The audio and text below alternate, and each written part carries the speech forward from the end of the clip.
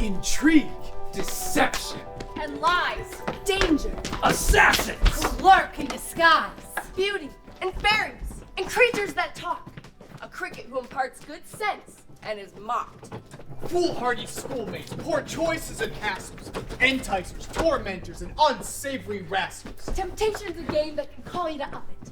It's more than just strings that can pull at a puppet. But let us not skip or jump too far ahead. We've got a story that maybe you've read. But if you haven't, then that's probably better.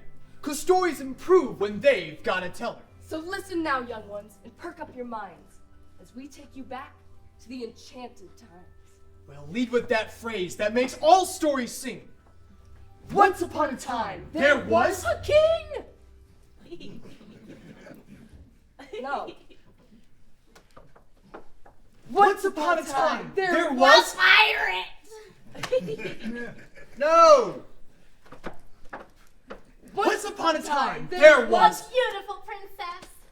No! A troll in a mansion who can't mind his business? Listen! A witch who's not bad. She's just misunderstood. A prince! Will you shut up? It's a block of wood! A block of wood! The story starts with a block of wood! Not a prince, not a pirate, not a troll in a mansion, a block of wood!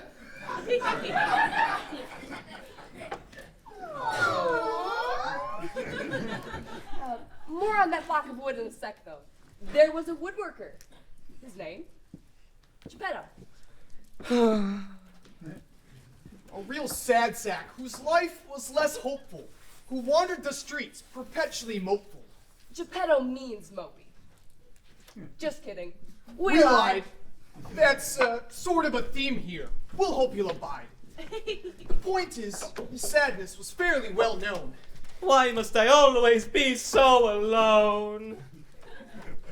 Look, it's Geppetto! Yeah, what a bore. Let's go make fun of him. Just like before.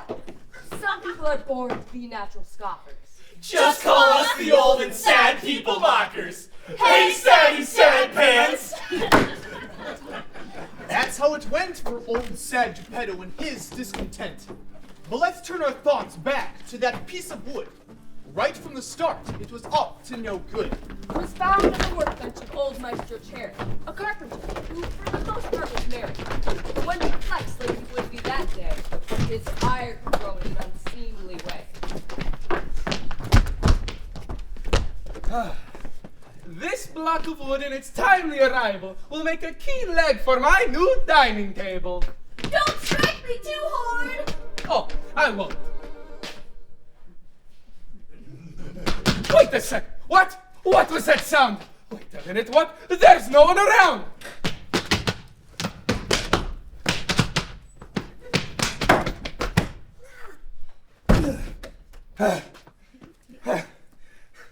That tiny voice. I must have imagined it. There's not a soul around. Not one that could manage it. Ouch! You hurt me! Oh, pardon me. No! There's no one around! How can this be so? Unless, is there some sort of way that this block of wood here has something to say? Could there be some slight, infinitesimal soul who entered the wood, say, through one of its holes? That's not normal. And it's a bit creepy. Maybe I'm dreaming. Am I getting sleepy? Ow.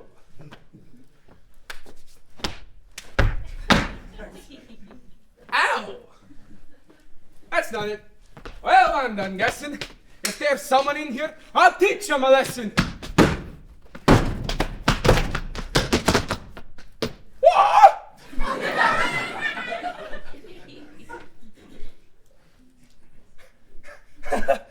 Yeah, that's right. I'm boss in this house. Huh. Maybe this is why I don't have a spouse. But if I were a wood with wisecracking comments, that would stop me from spouting off nonsense. Hello? Are you there? Respond if you are able. Perfect! I've won! Now a leg for my table! Excuse me, kind sir. Ah! I don't mean to cause strife, so I'll be your own talking table for life. For life? Not now, Geppetto! I just want to talk. I haven't the time. That's a nice block. I don't want to talk. You've clearly been moping. I'm not in the mood. I'm not here for your coping. You're lonely. I get it. But I'm not a shrink. And if you couldn't tell, I'm about on the brink of losing it. Now between you and this wood. That's not nice. I'm offended. Well, good. Put up your Duke's cherry. I'm not a chicken. Oh, that's sick. I bet you. I'll give you a licking. Take that, short man. How about this for a short man? Ooh! Why,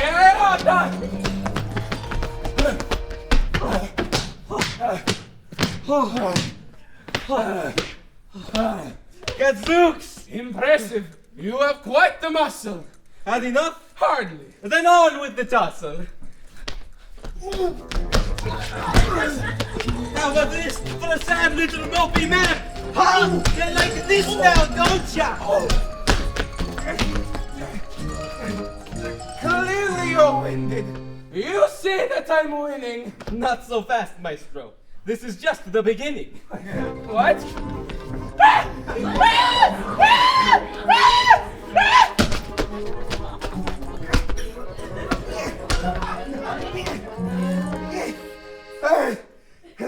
There's no escape now, sir. You can't get away. You learned a valuable lesson today. To never pick fights with someone more stronger. You're lucky this fight didn't go any longer. I'd be going easy on you as you might surmise. And for the second place, here, have this prize. The block of wood? You're a wood carver. It's your lucky day. This block means a lot to me. Now go, on your way. Geppetto was gifted that loquacious block and scanned every cranny and nook as he walked. The block never spoke. It said nary a word. Not to Geppetto, not that he heard, but messages, signals. Something was happening to old Geppetto. His thoughts were unraveling, entwined with some phantasmal, unearthly forces that played in his mind as internal discourses. The loneliness that in his heart had long swelled, suddenly, somehow, seemed instantly quelled. I might have made you a birdhouse, or a bucket, a chest or a chair, but no, you'll be a puppet! Geppetto began on the new block of wood, guided by something he ne'er understood. He worked through his lunch and through evening meal, only consuming a pear and its peel. Wood shavings flew as the hours advanced, and something appeared as he worked quite entranced. It was a small head, and what do you suppose was its prominent feature, I ask you? A nose. It played tricks on the carver, Did his nose just grow? Did I make it that long? said old Geppetto. He thought he should fix it, but let those thoughts rest. He left the nose long. It makes him look honest. Back to his work, even more wood chips flew. A man on a mission, as eventide drew.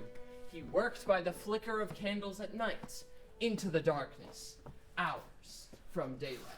The dark didn't slow him. He labored, but more so, chipping and carving, revealing a torso.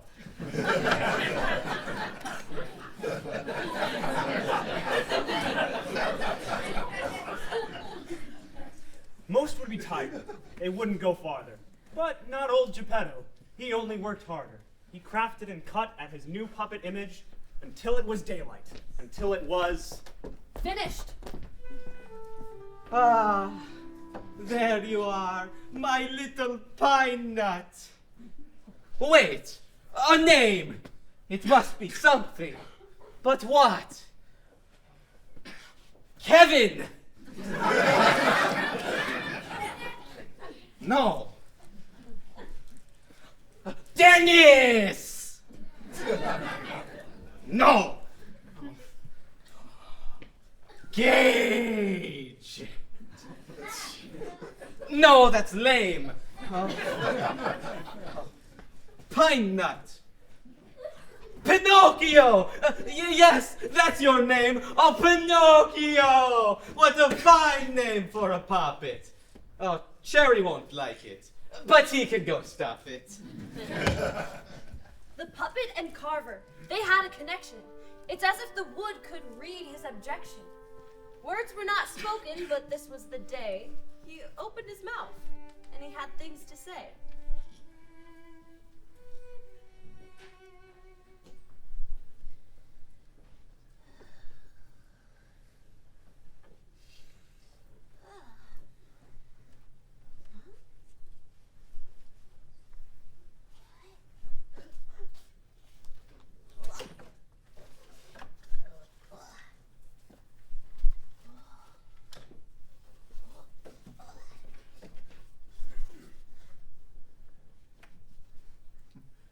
Pinocchio!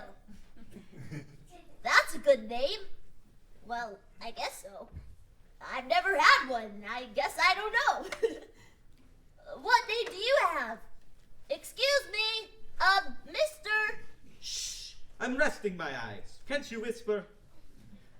Wait! Whoa now! Who said that? Who's there? I did. Who did? I. Who? Oh! Oh, are you scared?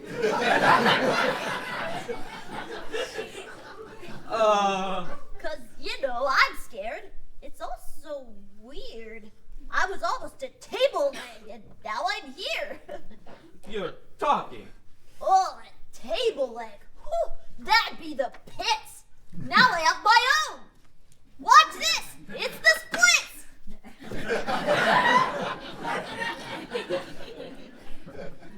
Now I can move. I can do more than talk. Now I can wait. I can kick. I can, Walk? walk. What's that? What's walk? You know, walking. I don't imagine it's harder than talking. You just stand on your legs and begin to fall forward. Then stick out your foot as to catch yourself onward. Then do it again. Wash, rinse, repeat, and soon you might find you can move with your feet. How's this? Is this right? Oh, that's stunning. What about this? What's this called? That's running. Woohoo! All right! Oh, running is better! I like this way more! And that's when Pinocchio ran straight out the door. Now it should be noted, he didn't run silent. His wooden feet hitting the pavement was violent. And out in the streets, he made such a clatter that folks turned their heads and they began to chatter. What's going on? What's that sound? I'm annoyed. Where's it coming from? Look, it's that boy! Oh, the gendarmerie! Awesome public service. Who's that boy's mother? Hey, what's the disturbance? Pinocchio, come back. You're too fast for me. Hold it there, Sonny. This ain't the Grand Prix. Whose kid is this? Oh, thank you. That's mine. This boy is yours? Next time, keep him in line.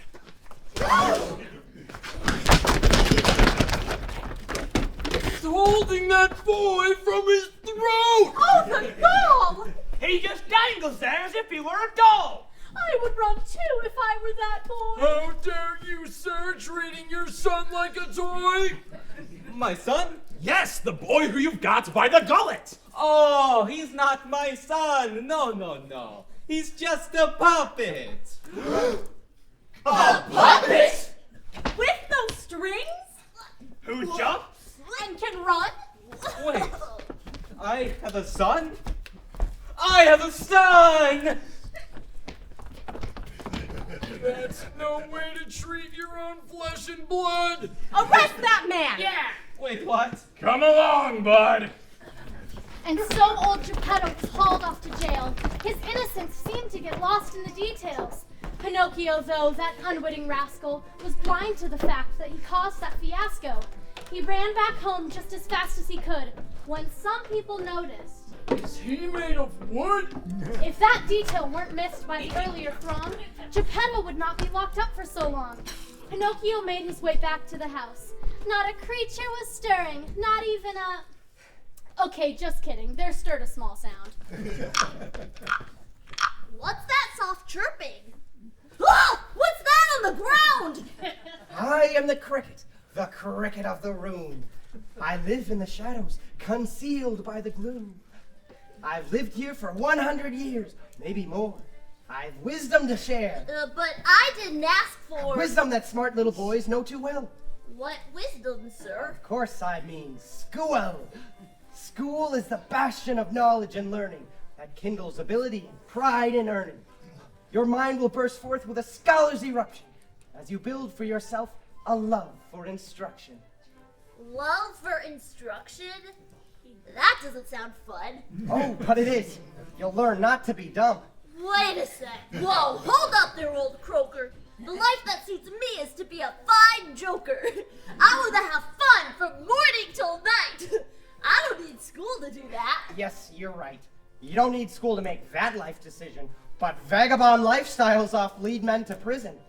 Or into the hospital, that much at least. Who died and made you the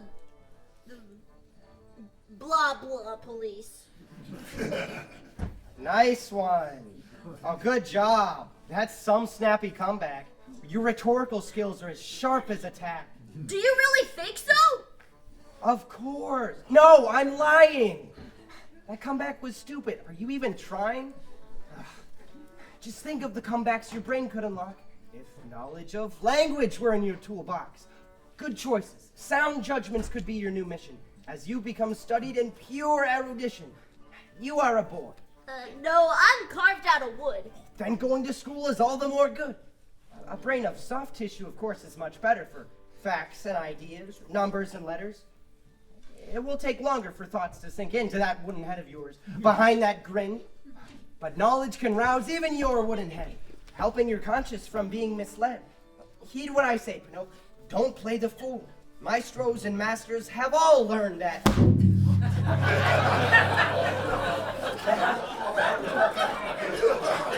Well, now what do I do? Come on.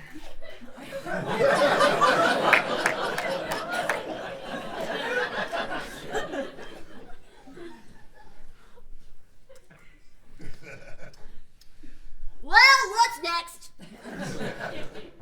The cricket's demise gave Pinocchio little care. He hadn't the time for the wisdom it shared.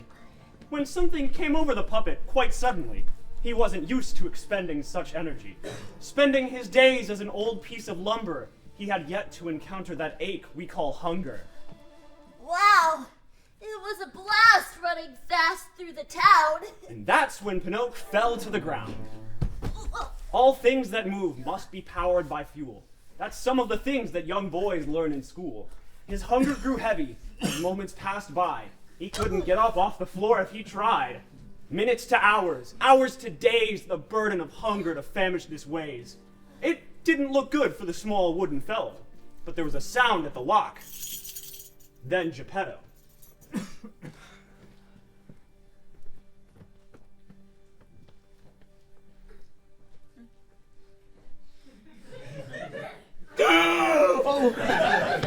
What the? Pinocchio! What happened here? Oh, how could this be? It's worse than I feared. Speak to me, boy. I can't tell if you're gone. Oh, you don't have a pulse. I don't know, is that wrong? How can I tell, boy, since you're made of pine, if you're still alive? Show me a sign! Papa. What's that, my boy? Oh, Papa dear. Papa, yes. Your Papa is here. Oh, you must be starving. Starving? You need some food. Oh. Here. Eat this. Pear? Ugh, I'm not in the mood. Eat it now. This is no time to be fussy. Perhaps if you peeled it might taste less yucky. Have you ever tried a pear? No. No, that's right. You haven't. Then why on this issue must you be so combatant? If it's my first meal, then I'd like better food. You're starving, boy. This is no time for ingratitude. Since this is about to be your first meal, I'll peel this pear for you and make you a deal. Oh, a deal? Okay, yes, I'll play, yes sirree. I do something for you, you do something for me. Well, just peel me the pear and I'll do as you please. Here you go. You're gonna like this. Gobble, gobble, gobble, gobble, gobble. This is good! Did you like your first meal? Oh. This was amazing! May I have the peels? The peels you want now? Oh, what's in your little head? Oh, you mustn't be fussy too much, as I said. And now, time for our deal. Yes, I'll play by your rule. Pinocchio, I want you to go to school. Oh, what, you two school talk again? That's the path boys walk to grow into men. If you say so. Will they have more pears? I'll go get you more that you can bring with you there. Oh, but I've forgotten. How will I? Brat! You'll need a primer. A primer? What's that? A book for your learning, to help you get started. Okay, let's get one. That's why I'm so downhearted. I haven't a farthing to spend on the reader. What a coincidence! I have none neither! Geppetto, you fool! You get too distracted. Well, that whole school thing was nice while it lasted. Ah, not so fast. I've got someone to meet.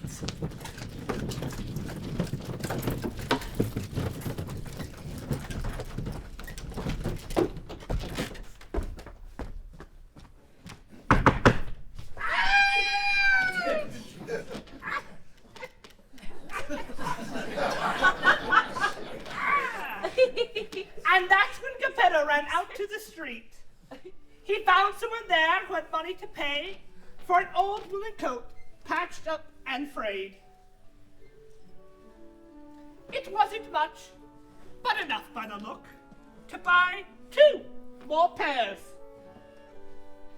And an old primer book.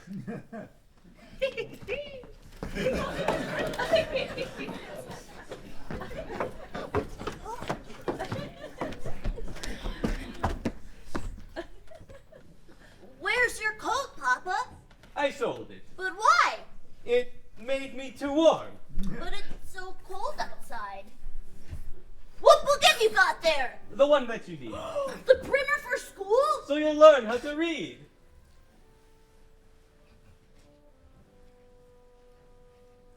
Papa, Yes, son. I see what you did. You weren't too warm. That was a fib. Yes, son, you're right. I need a denaro. To buy this book here for my schooling tomorrow? Papa, Yes, son. I know that you love me. I do, my son. Father, I'm gonna make you proud of me. Geppetto, the following morning with care, sent off his new son with a book and 2 pears. Off to the schoolhouse with ambitions high, Pinocchio fashioned castles and worlds in the sky. Oh, what a grand student I'm gonna be! No one is gonna be smarter than me! Today I will read, and when tomorrow comes, I will be writing and doing my sums. I will learn so fast that it'll seem funny. Then I'll be ready to earn lots of money. Then when I'm dripping with coins and with cash, I will buy Papa a coat in a flash. A nice new wool one with fancy pants buttons. Buttons galore, like hundreds. Even dozens. Oh, but why make it wool? Nah, his coat will be gold, with silver and diamonds to keep out the cold. Hold on, what's this? It's a puppet show. Really? Wait, what's a puppet show? Sounds kind of silly. Hey! You can't just walk in, Bob. Yeah, what do you dance? You don't get in free. The show costs 2 pence. 2 pence? I don't have that. Well, then you can't go. I have 2 pairs. Will that work? No. How do I get 2 pence? I just don't.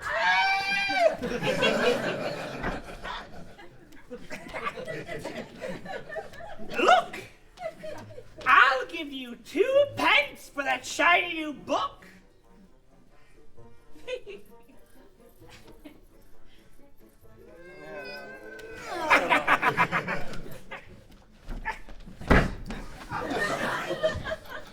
What are these things? That's 2 pence, don't you know? This is 2 pence? I can go to the show? Just bring your 2 coins and give them to that fellow. Then you can watch Harlequin and Punchinello.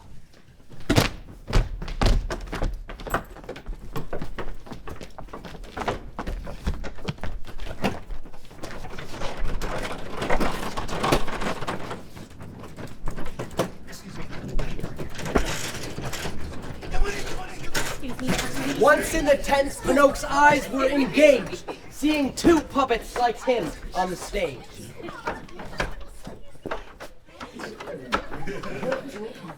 Oh. That serves you right, Mr. Guy, stupid mister. Behind your back, I've been kissing your sister. Well, joke's on you, fool. I'm no sister or brother. Oh, my mistake. She must be your mother. You think you're so clever. Yes. Nuh-uh. Nice try.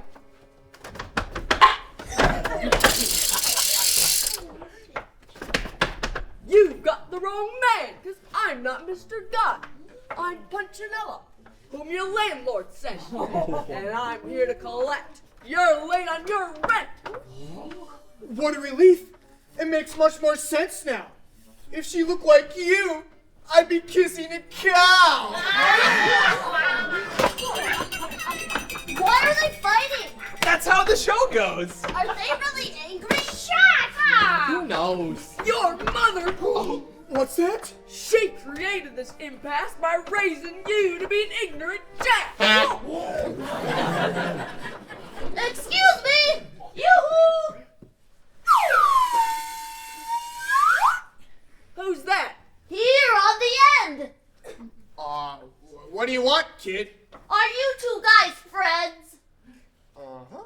Pals, you know, buddies. 'Cause you sure seem mad. It's just a routine, kid. You're making me sad. He's not a cow. His looks can... Whoa!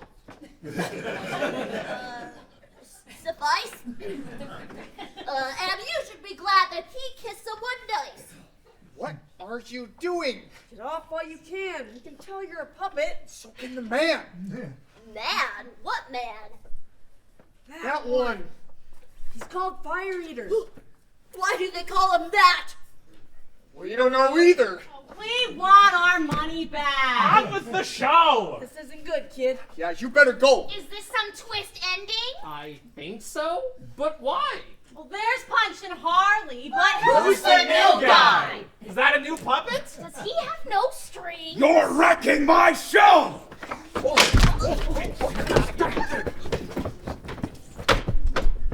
What is this thing? Hello! Oh, well, to you as well. Wow! A puppet that talks without any master? How can this be? My heart's beating faster. A puppet without any strings? What a quirk! Are my eyes deceiving me? How does this work? What is this? Magic? Well, actually, yes! I don't believe in that junk. Oh, I should have guessed. Straight out of the Industrial Revolution. Come newfangled tech into bobble concoctions. I may not get it, but I can see money. Tell me a joke. Please tell me you're funny. Okay, so... so there's this, chicken, and it's trying to cross the street, and it wants to get on the other side of it. So do you know why it tried getting on the other side of the street? Hold on, I got it wrong. Remember how it goes with the chicken? Why did the chicken cross the road? To get to the other side? Yes! How? Never mind, that will work. Tell me, how's your dancing? Well, I'm good at skipping and jumping and prancing. Show me some skips. Now jumps. Now prances. I just felt a boost in my finances. What's your name, boy? My name, it's Skip it! I will be rich. They'll all clamor for tickets. People will travel for miles around to see my new show, the talk of all towns. I will be famous. They'll all exclaim, "There goes Fire Eater!" They'll all know my name. They'll think I'm great. They'll forget that I'm cruel. Well, that's nice. I guess I should be off to school. Off to school? Yeah, I'm supposed to be there. Listen, no strings. You're not going anywhere. Sorry, but my papa wants me there, though. So, nice to meet you, but I got... No! You think you can ruin my performance and act as if it were of little importance? You owe me, big time. You're in my debt. So let's not do something that we might regret. I'll make you my show's superstar. And if you don't, you'll be wood for my fire. I'll cook mutton on the flame that was you, if you don't do the things that I want you to do. So Pinocchio was picked up and hung on a nail. He tried to escape, but to no avail. Escape from a nail can be rather tough. He wriggled and squirmed, but it wasn't enough. As it got darker, his mind became flurried. Oh, my poor papa! He'll surely be worried! As the hours passed on and his mind went afoul, Pinocchio was ready to throw in the towel. But just in the doorway illumined a faint light. Two small shadowed figures approached in the night. Oh no! He's coming! I must get away! He'll burn me alive before long! I can't stay! How did I get here? Oh, I shouldn't have paid to come to the show! How I disobeyed! You were right, Cricket! Oh, I should have listened! Hey, how would you like to be unimprisoned? What's that? Who's there? This is scary! Oh no! It's Harlequin and your good friend, Punchinello! Oh, good friend! We're good friends, is that what we are? I love to have friends. This feeling's bizarre. How do friends work? We'll show you how. You mustn't stay, though. You've got to leave now. Just sit on my shoulders. We'll give you a boost. Then you can wiggle and pull yourself loose. Thank you, my friends! Now quickly, away. Oh, but what about you guys? Why do you stay? We have no choice. Yes, you do. Come with me. We can only move freely if we are not seen. When eyes of men spy us, we flop to the floor. We have no control. That's what strings are for. You've got a gift, kid. You've no strings at all. When gazed on by humans, you never fall. How do you do that? Yeah, how is that so? What's your explanation? I guess I don't know. My papa is kind and worked hard like he should. He made me a puppet from some block of wood. That's when my life started, but I can't ignore that sometimes I think I have thoughts from before. Before you were carved? I guess. Is that weird? Like echoes of dreams that have since disappeared. Wow, man. That's deep. My thoughts ain't that good. That's pretty sharp for a brain made of wood. Brains like that really should spend time in school. Oh, okay. I know that, you guys. It's not cool. Is that what friends do? Guilt trips, I guess? Is that what it's like to be friends with you? Yes. I wanted to go there, but now I can't. Look, I can't go to school because I sold my school book. My dear Papa sold his own coat just to get it. I can't face him now that we're poor, so forget it. Poor, huh? We see. Well, it's not friends you lack. He who has friends has great wealth. I'll be back. What? Where's he going? Why did he run away? He'll be right back. Just wait here. Okay.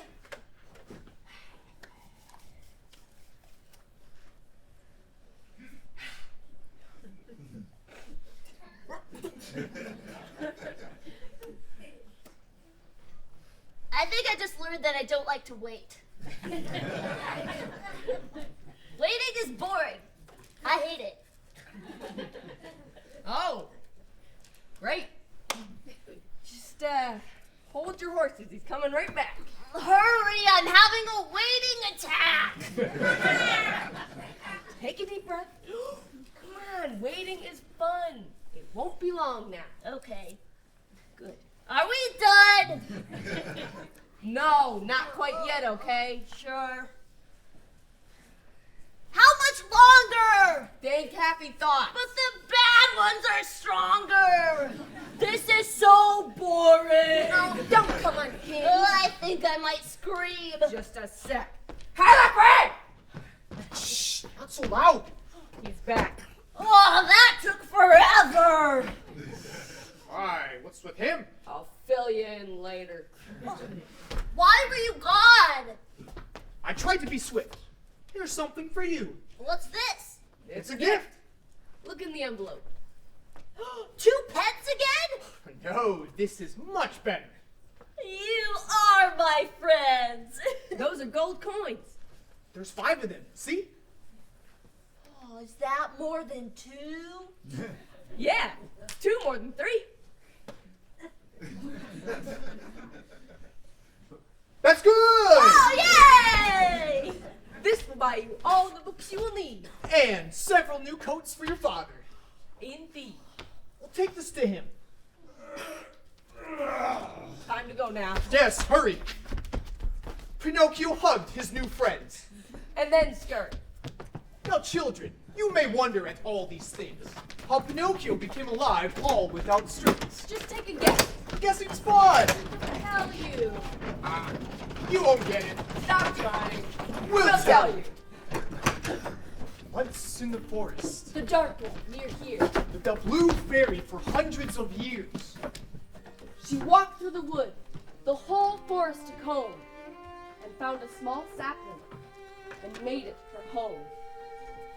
The tree, as it grew with her presence within it, became enchanted and filled with her spirit. He grew strong and mighty with thoughts of his own, befriending the fairy, no longer alone. They shared in laughter and tears as time passed.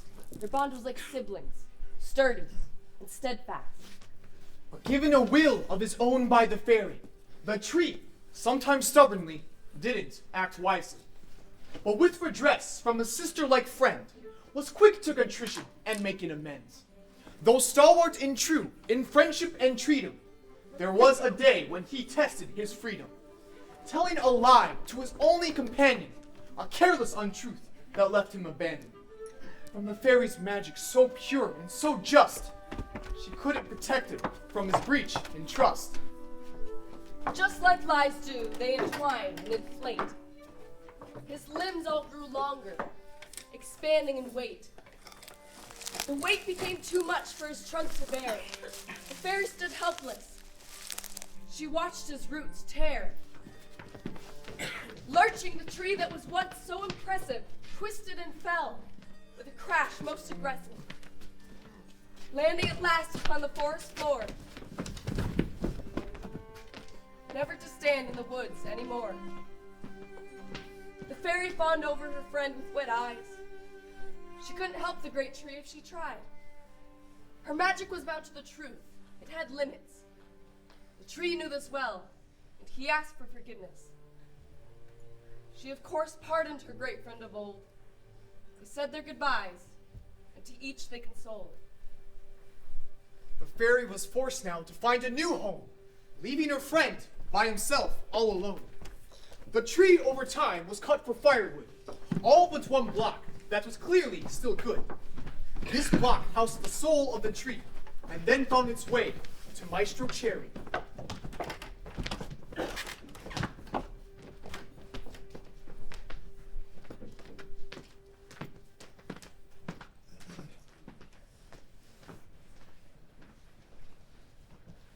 Wow! What great friends! There I was at death's door. They helped me escape and they made me less poor.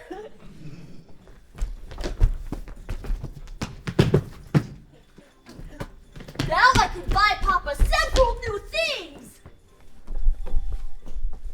Look, there's a puppet. And he's got no strings. What magic is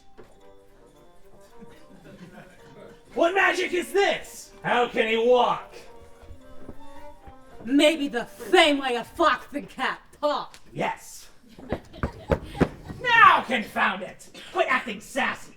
A puppet that moves by itself is much more flashy. Does he wind up? Is he made out of pine? Let's say hello. And remember, you're blind.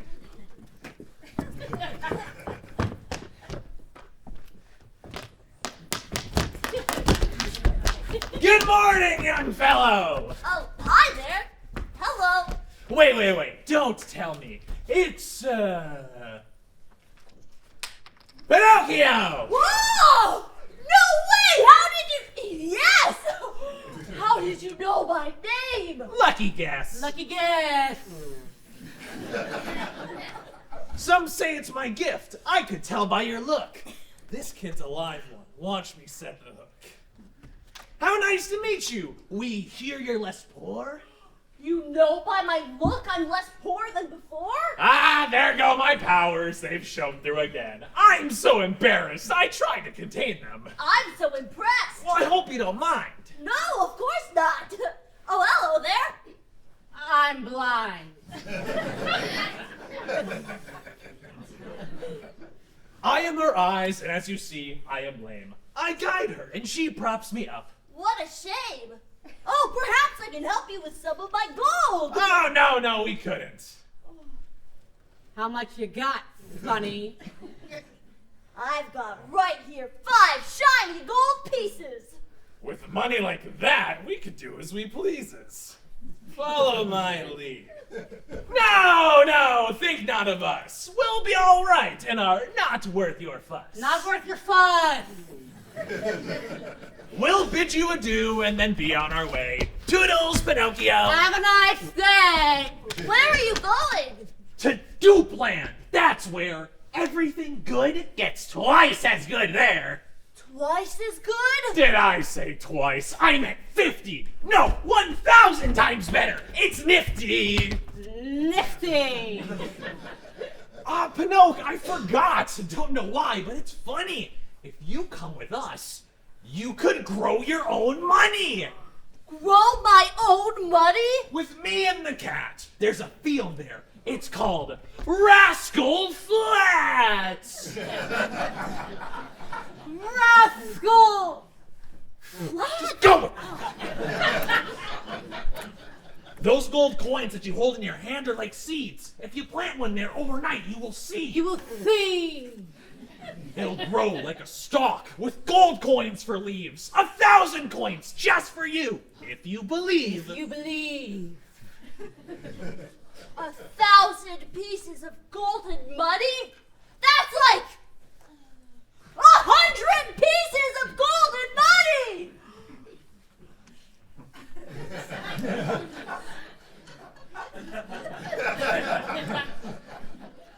Exactly, my boy! That's just what it's like. Just follow us. It is quite the hike. Quite the hike. Life is a byway, and we're gonna hike it all night. Day long. They walked and walked, and then walked some more, and then, tuckered out, they arrived at the door of a small little inn. It was called the Red Crab. It might have had charm, but no, it was drab. They sat at a table, for it was now night, but none of them had the least appetite. The cat had a bad case of indigestion, and could eat no more than... Okay, I'll have the 35 mullet platter with tomato sauce and 4 helpings of tripe with Parmesan cheese, but only if the tripe is well seasoned. Is the tripe well seasoned? Because I hate asking for more butter and grated cheese, so keep it coming. Once you see that I finished 30 of the mullet, be ready with the coffee, the cannoli, the huckleberry pie, but I can't go to bed with huckleberry on my breast, so I'm going to need a palate cleanser. A loaf of your penne toscano with olive oil will be fine, as long as the crown is properly crisp and the center springy. Otherwise, just bring me a brioche.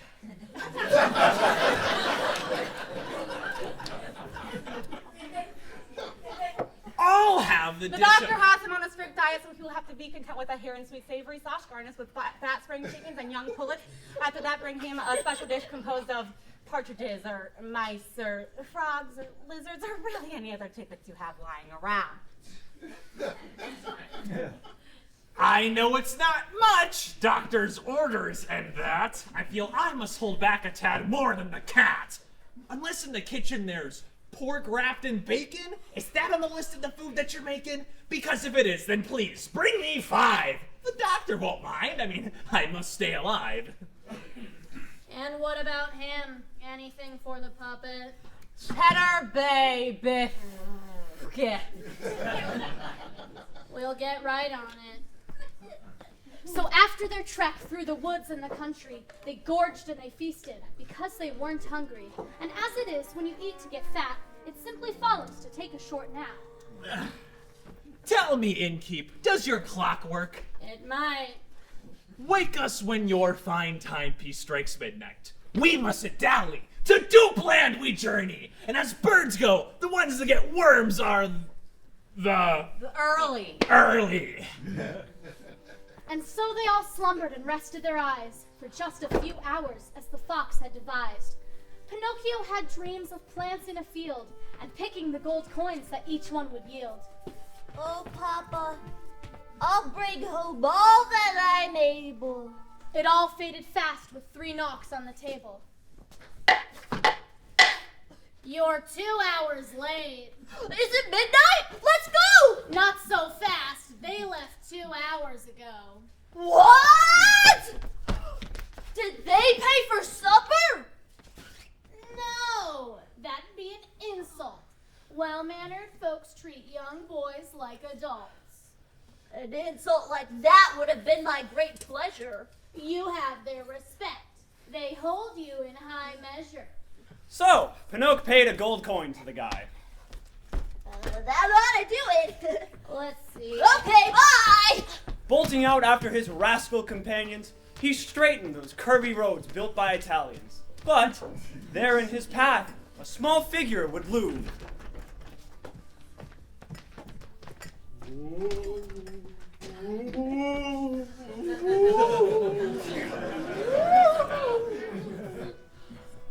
I am the ghost of the cricket of the room. But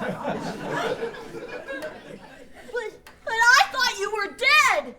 That's why I'm the ghost. Did you hear what I said?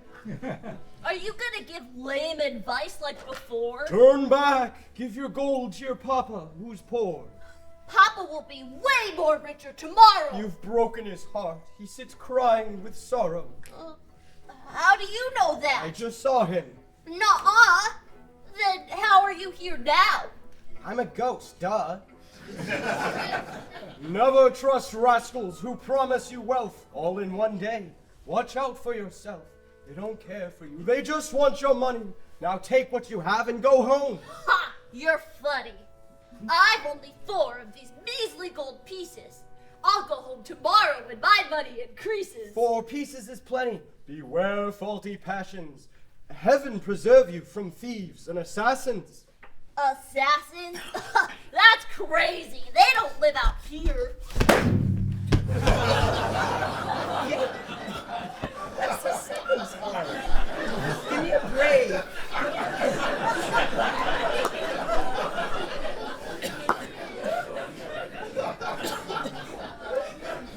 So keep your dog warning and don't interfere. Cricket? Oh, sure. How do you like that? He lectures me and leaves. Like I'm a brat. Assassins? I'm sure. We poor boys have it bad. Grown-ups just don't want their boys to be glad. They make up that junk so we do what they say. They scold us and warn us to make us obey. Even the way that old Cricket talks to me. You'd think him my father who wants to reprove me. Assassins, I'm sure, are invented by fathers to scare their young boys. I'm not scared. I'm just bothered by all the lies that are told in this fashion. Well, I don't believe in fake thieves and assassins. The Cricket keeps filling my head with that biz. I don't even know what an assassin is! Pinocchio would have continued his brooding, but he saw 2 figures masked up and colluding. Despite his big talk, Pinocchio felt his knees knocking like branches do, blown in the breeze.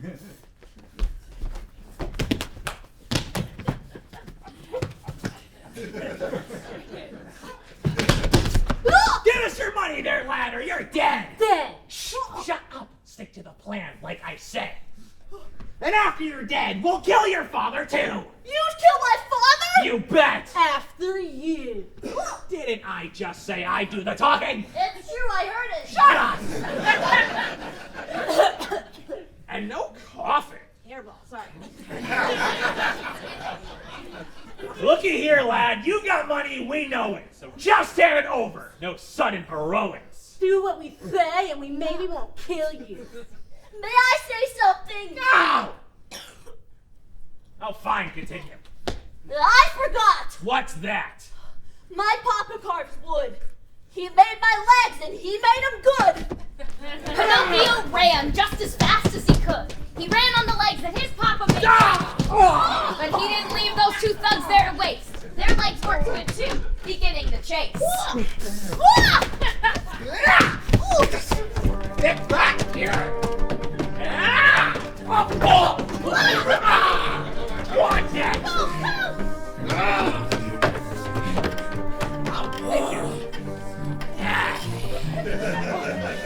Where'd he go? Over there! Get over there! In the back! I get my hand on you.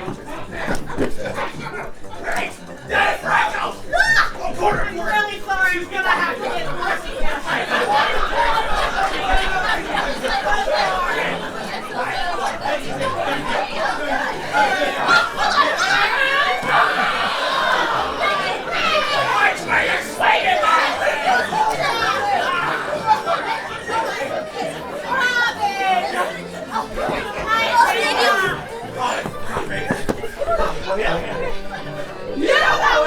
I'll go this way! No! You go that way! I'll go this way! I want you to go over that! You puppet boy!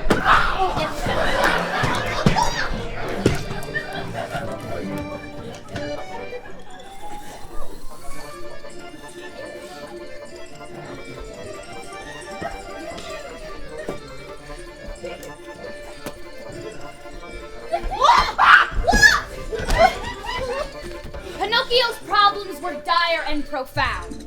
He put the cat's paw in his mouth and bit down.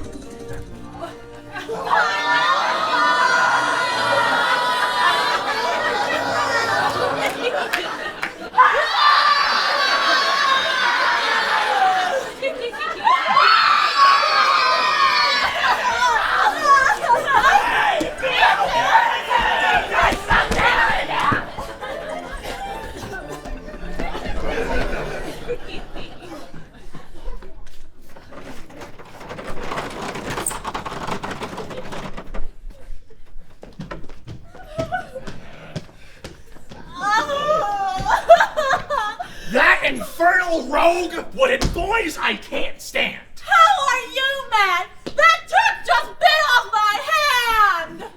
Oh, quit your complaining. You got a spare, right? We'll get that puppet if it takes all night. Oh, but where could he be? Well, he couldn't be far. I think he went that way. Oh, thank you.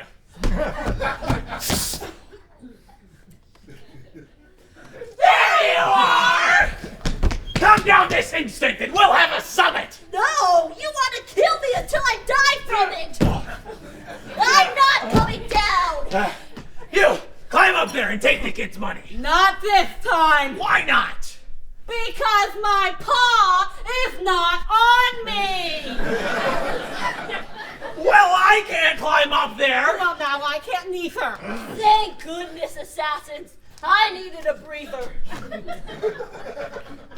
Not so fast, Woodstock. We'll win this game. What eats wooden boys? My little red flame. Ha! He'll make his way up if you're not coming down, and we'll just head back to our beds in the town. Then in the morn, when you're turned to embers, we'll come take that money you wish you'd have rendered. So those bad assassins set that tree ablaze. We'll get your gold, puppet. We have our ways. We'll say goodnight now, but please be polite and die for us, won't ya? We've had quite a night. Courteous dead folks leave money behind. We're only asking you to make it easy to find. So nighty-night, puppet. And don't play with matches. We'll be back here tomorrow to dig through your ashes. The flames then grew higher and licked the boy's feet. He couldn't think straight through the smoke and the heat. His grip slipped, his mind slipped as things got less real. New wooden boys were a flame's favorite meal. They say at the end you see visions and dreams of what's yet to come and what it all means. I know he envisaged in pale shades of blue, a beautiful face he thought he once knew. The heat that he felt turned to something more cool. Quenching the flames was a vaporous pool. Is this what it means to be more dead than living? He enjoyed all the dreams seemed to be given. A vision of kindness and mercy abounding. He felt himself floating. Until he was grounded. As if he were tucked in a bed like a baby. This must be death. Be life. Well, who knows, maybe. Then from far off, some voices he heard, talking, but he couldn't make out the words. Doctors assembled to each give their verdict. A poodle, a crow, and a ghostly old cricket.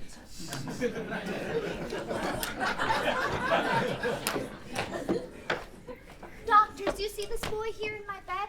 Pronounce, if you will, if he's living or dead.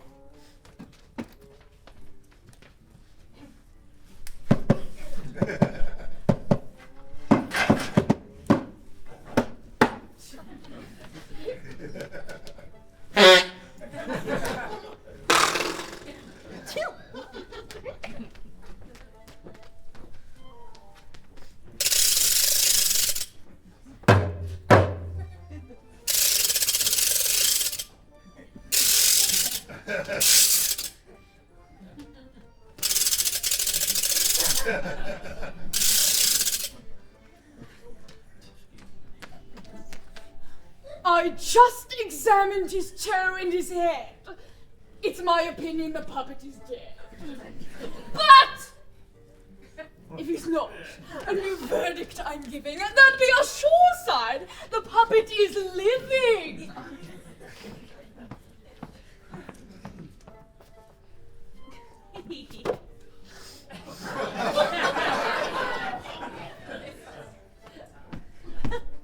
I'd hate to oppose my old colleague and friend, but this puppet's life has not come to an end. But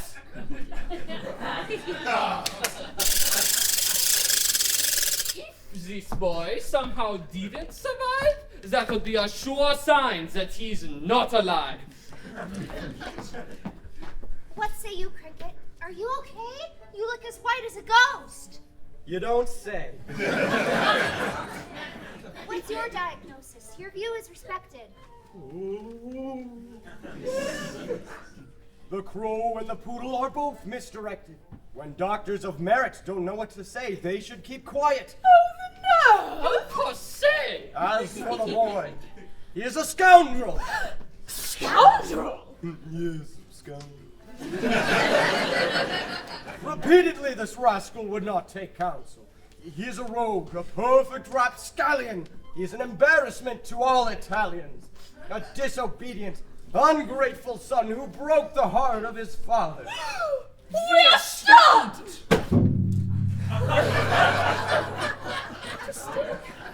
What have I gotta do?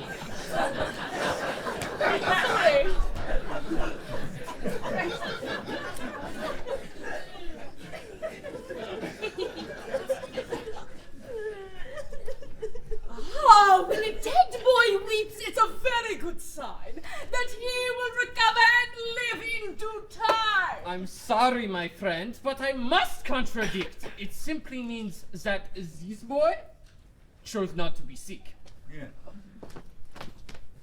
The girl felt the puppet's head and grieved her. Pinocchio had developed a dangerous fever. Fevers are very bad for wooden boys. Untreated, he'd burn like the city of Troy. My name's Pinocchio. Hi, how are you? Oh! Oh my, your hair is certainly blue. Though they just met, something seemed stronger, as if they had known one another for longer. And after that moment of brief introductions, Pinocchio showed his disdain for instructions. She mixed up some powder in a glass of water. Here now, drink this. It will make you feel better. Just a sec. Is that bitter or sweet? It's bitter, but it will get you on your feet. Bitter and me, we aren't very good friends. Do you want to burn up? Let me see, that depends. Your cough, it's the fever. Oh, it hurts in my lungs. But I'd rather die than put that on my tongue. Just drink it. No. Yes. No. You'll get all better. I can't drink anything if it tastes bitter. I'll give you sugar. You will? I'm your nurse. Show me the sugar. I will. Drink this first. You don't have sugar. I do. Well, then prove it. It's over there. Where? There. Where? There. I'm gonna lose it. Here. What's that? Sugar.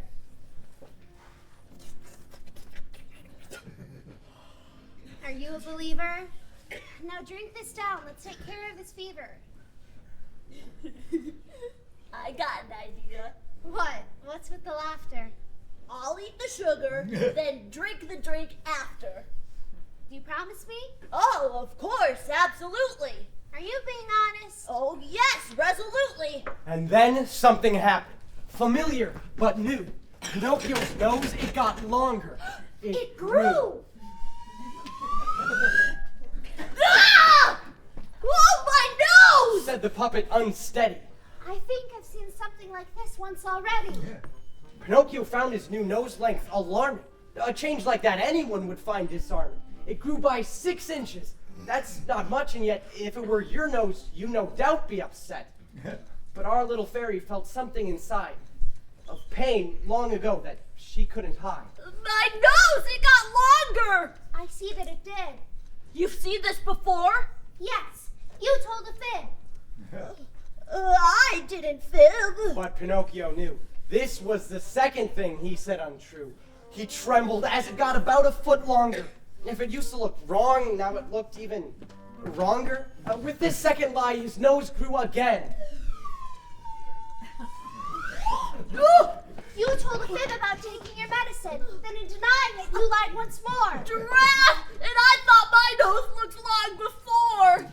If you are truthful, your nose will stop growing. But I didn't lie! Now a pattern was shown. You'd think that by 2 he would have caught on. That lying is what made his nose grow so long. But all from 3 lies, he couldn't believe that this time his nose sprouted branches and leaves. Ah! Stop talking, Pinocchio. It's getting worse. Will my nose get short if I lie in reverse? What the? I don't even know what that means. Telling lies never ends well from what I've seen. true to the letter. But how much truth-telling will make my nose better? What's done is done. Yeah, but look at this branch. I won't even fit through the door. The girl laughed. Why are you laughing? I don't think it's funny. I hope you've learned a lesson here, honey. Mine's a habit that is most appalling. At this, the boy went from crying to bawling. He bawled because what he had done is so upsetting. He bawled because the blue-haired girl also let him. She let him cry on for a full 30 minutes. But then when she saw the boy reaching his limits, she clapped her hands, and with that magic kaboom, woodpeckers flew to Pinocchio in the room. They pecked at the branch that grew out from his head until it was just like his old nose instead. And just like that, all those birds flew away. Pinocchio sat there with little to say. He felt ashamed, but the blue girl showed care. I know you're sorry, my friend. Don't despair. My love for you is as old as the wood. He didn't know how, but Pinocchio understood. Why do I do it? The answer's above me. But I tend to hurt those who care for and love me. I want to be good, but then I forget it. I treated you poorly and I regret it. Pinocchio drank down the glass that was bitter, and as advertised, his fever got better. I'm a bad son to my poor papa, too. I wish he knew how much I love him. I do. But how can he love me with this wooden head? I wish that I were a real boy instead. Look at me. I'm just some sticks put together. Would you want to hug me? Yes. I wouldn't either. Soft to the touch with hearts that be warm. Those are the sons papas want in their arms. I can't be a son if I'm not flesh and blood. All I can be is a boy made of wood. You're a good boy, and inside of you there is a heart. It's not flesh, but it's true. Your father is poor? Yes, we only have pennies. That's why I wanted to bring him this money, but that's a more difficult job than I guessed. You think I'm a rascal? No, I'm impressed. The blue-haired girl pondered the puppet's contrition and made to the boy a kind proposition. Pinocchio, I want to make you an offer. Why don't you live here as my little brother? Your papa could come too. I've much room to spare. You mean we should live here and we shouldn't live there? Yes! We could be like our old little family. We'd have each other. We could live happily. Then I can teach you and help you attain it. What's that? How to be a real boy. What? Do you mean it? You can do that? It may seem surprising, but I have some magic. It's sort of my thing. With visions of family as fast as an arrow, Pinocchio ran for home to tell Geppetto all the blue fairy had said she was giving. A house, a family, and abundant living. The hope to be real, though, was what fueled him most. He would not be distracted. I'm fully engrossed! Oh, hey, you guys! It was the fox and the cat. Pinocchio, our good friend. Imagine that. I'd love to chat, but I can't now, I guess. One question, boy. Are you still rich? Yes. Ah, my boy, it's a pleasure to see you. Good friends like you are a joy, I guarantee you. Mwah, mwah.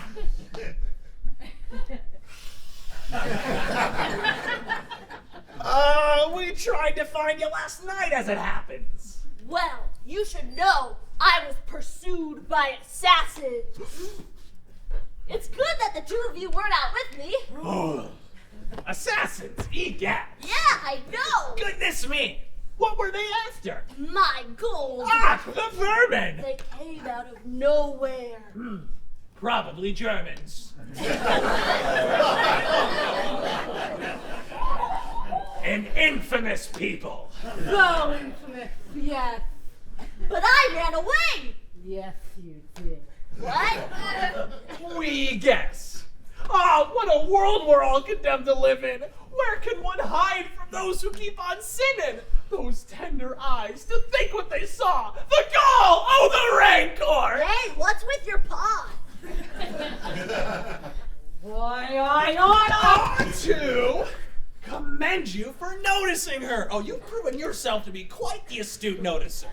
My friend here is modest, which is why she won't answer, but I'll tell you frankly how she lost her hand, sir. We met a wolf merely hours ago, fainting from hunger on this very road. He asked alms of us in his low position, but we hadn't even a fishbone to give him. So what do you suppose my friend the cat here did? Oh, she would have done more too, heaven forbid. She gave her paw to that poor carnivore, whose gratitude to her was hard to ignore. Just a small morsel to keep that wolf living. But think of the sacrifice our friend was given. Oh, such selflessness I can't comprehend. We should be grateful to counter our friend. Friend. And what are you doing here? Where are you headed? I'm off to my father's, to whom I'm indebted. To give him your gold? Yes, that's part of the plan. To bring him back here to live with a friend. So, your father hates money. No, what do you mean? Don't you remember the field of dreams? Why give him a little? It could be a lot. Just plant your gold with us. No. Why not? I thought you said it was called Rascal Flats. Yes, of course, I did indeed say that, but don't you know, that's what Rascal Flats means. In French, Rascal Flats is the field of dreams. Where is the field of dreams? Is it far? Only 2 miles. Why, we're nearly there. Nearly fair. Thoughts of the fairy and dear old Geppetto, and that talking cricket went right out the window.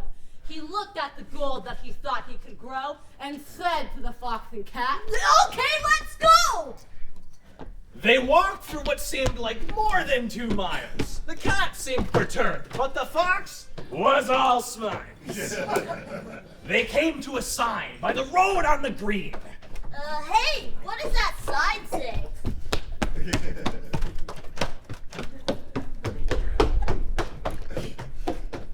It says, the field of the dreams.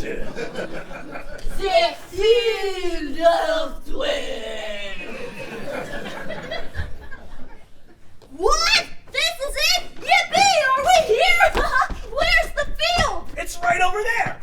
There was a field, but it didn't look great. It had a small crop of muscatel grapes. This is the field? It's as pretty as ever. I don't know how you dream, but my dreams are better. Looks like some planting's been done here already. Where should I plant? There's no room for my money. Oh, just a small spot is all that it takes. Pay no mind to these brambles of grapes. Here's a spot, here's a place for your gold. Nah, I don't like it. Just do as you're told. Just dig a small hole and you'll be in business. Then toss in the gold. And you'll be halfway finished. Cover it up now with dirt. Not too much. It just takes a little bit. Only a touch. There, that's perfect. You're nearly done. There's just one last thing. Yes, only one. You need to walk to that stream over there and bring back a hatful of stream water here. Water's the key. All plantings need it. Wait, where's the stream? I don't really see it. It's way over there. Now go on and get it. Oh, you need it to spare. We'll watch your money in case there are thieves. You two are the best. Well, we aim to please. Pinocchio skipped to the stream without care. Way over there. The fox and the cat watched him go. Both were alert. He's gone. Then both of them dug in the dirt. They dug up the gold and then put it in a sack. Then waited there calm, so nothing had happened. Then suddenly, as if no time had passed... I'm back! Yes, Zeus! We forgot you were fast! Hey, why aren't you limping and why aren't you blind?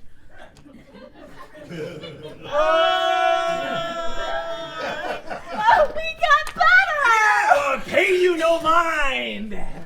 I have the water you said that I wanted. Oh, perfect! Now just water that money you planted. Pour.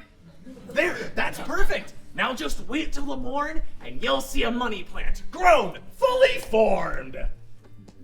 Wait, are you leaving? Oh, alas, we must go. But I want to give you some gold. Alas, no.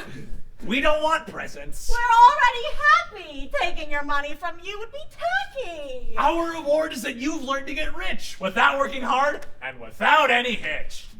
With that, the two swindlers said their goodbyes, leaving the puppet to harvest his prize. In secret, they plotted to teach him a lesson for all of the trouble he caused the assassins.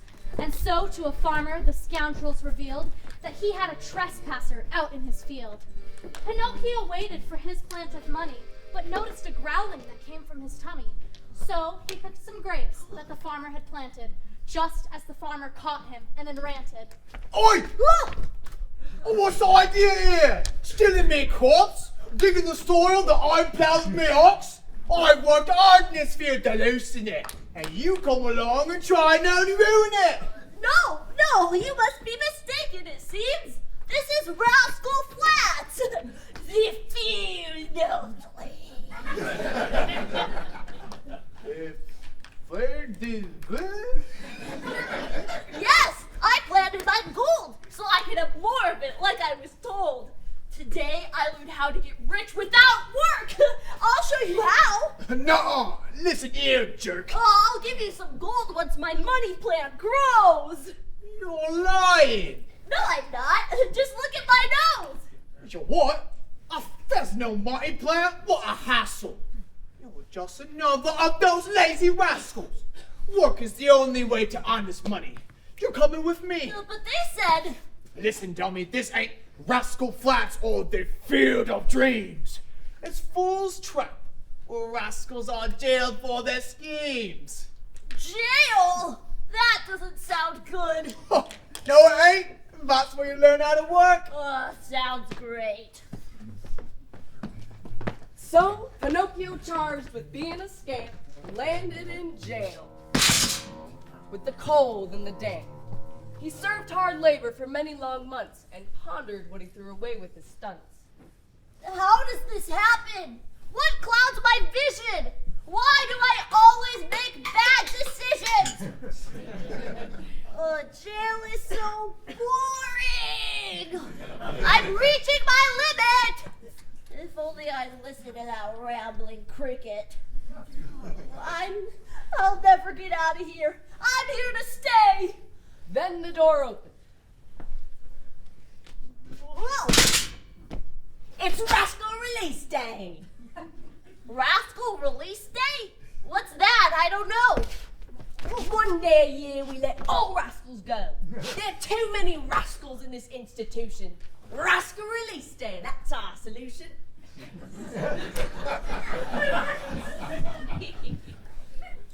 I just get to leave. Well, that's my conclusion. If you leave, that'll make room for a new one.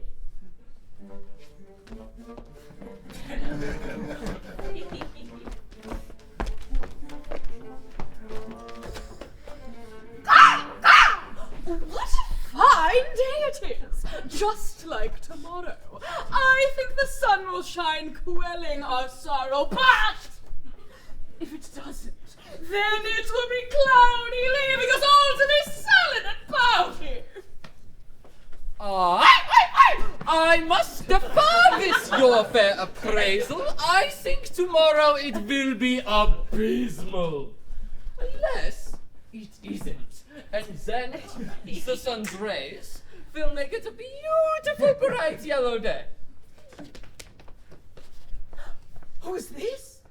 It's the boy from the blue child's bed. The one I assessed. was alive and not dead. I think you are mistaken. So that is the boy. He's not alive since he's merely a toy. Excuse me, did I hear you say the blue fairy? I did say those words. Or on the contrary, you said blue shine. Well, it means the same thing, sir. Either way, friends, I've been looking for her. Could you help me find my way back to her home? I think that I'm lost and I'm all alone. Should we help this boy? Well, he's not to be trusted, and that's why I think that he looks well adjusted. Truly, the puppet is very suspicious. So I think not to help him would be injudicious. Excuse me there, puppet boy. We know the way. We'll take you to the blue-haired child. Right away? There's no time like the present. Well, sometimes there is. So, yes, we'll leave now. For the place where she lives.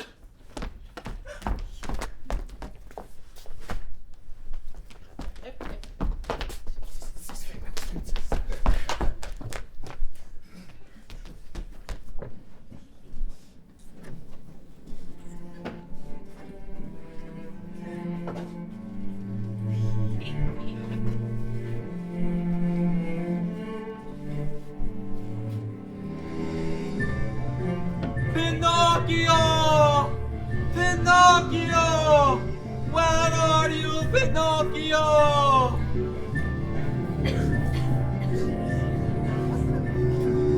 What's that? No! No! No!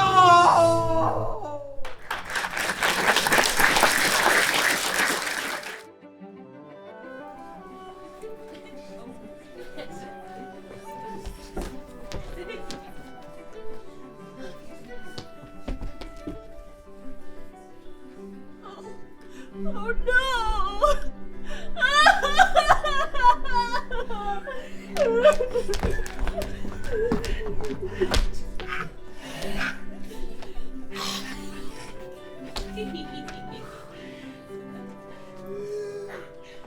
This is the place. It seems vaguely familiar. Or maybe it isn't, and it might just be similar. No, this is the house of that sweet blue-haired girl. Otherwise, we're somewhere else in the world. Can we be sure if she's not to be found? Yes, but only if she's not around. Pinocchio got here before us, I reckon. And if he didn't, then we arrived second.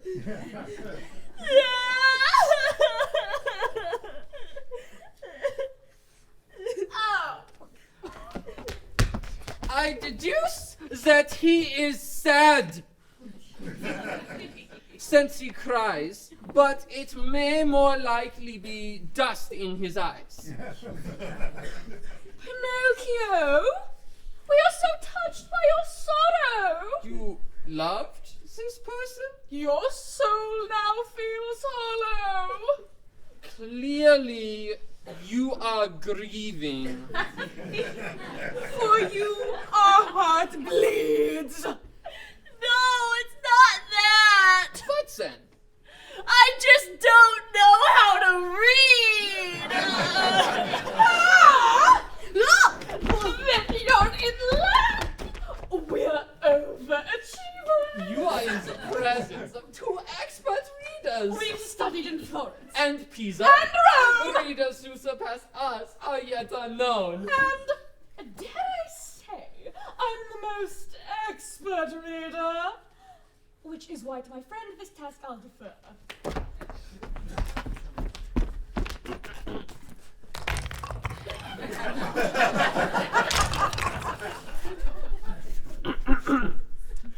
Here lies the beautiful blue-haired girl, fairy of our realm, caretaker of the forests and other magical affairs. She died of sorrow upon being deserted by her rascally little brother, the puppet boy, Pinocchio. It was his fault. And he should feel sad. May she rest in peace, live, laugh, love. Amen. Amen. Refer to page 2.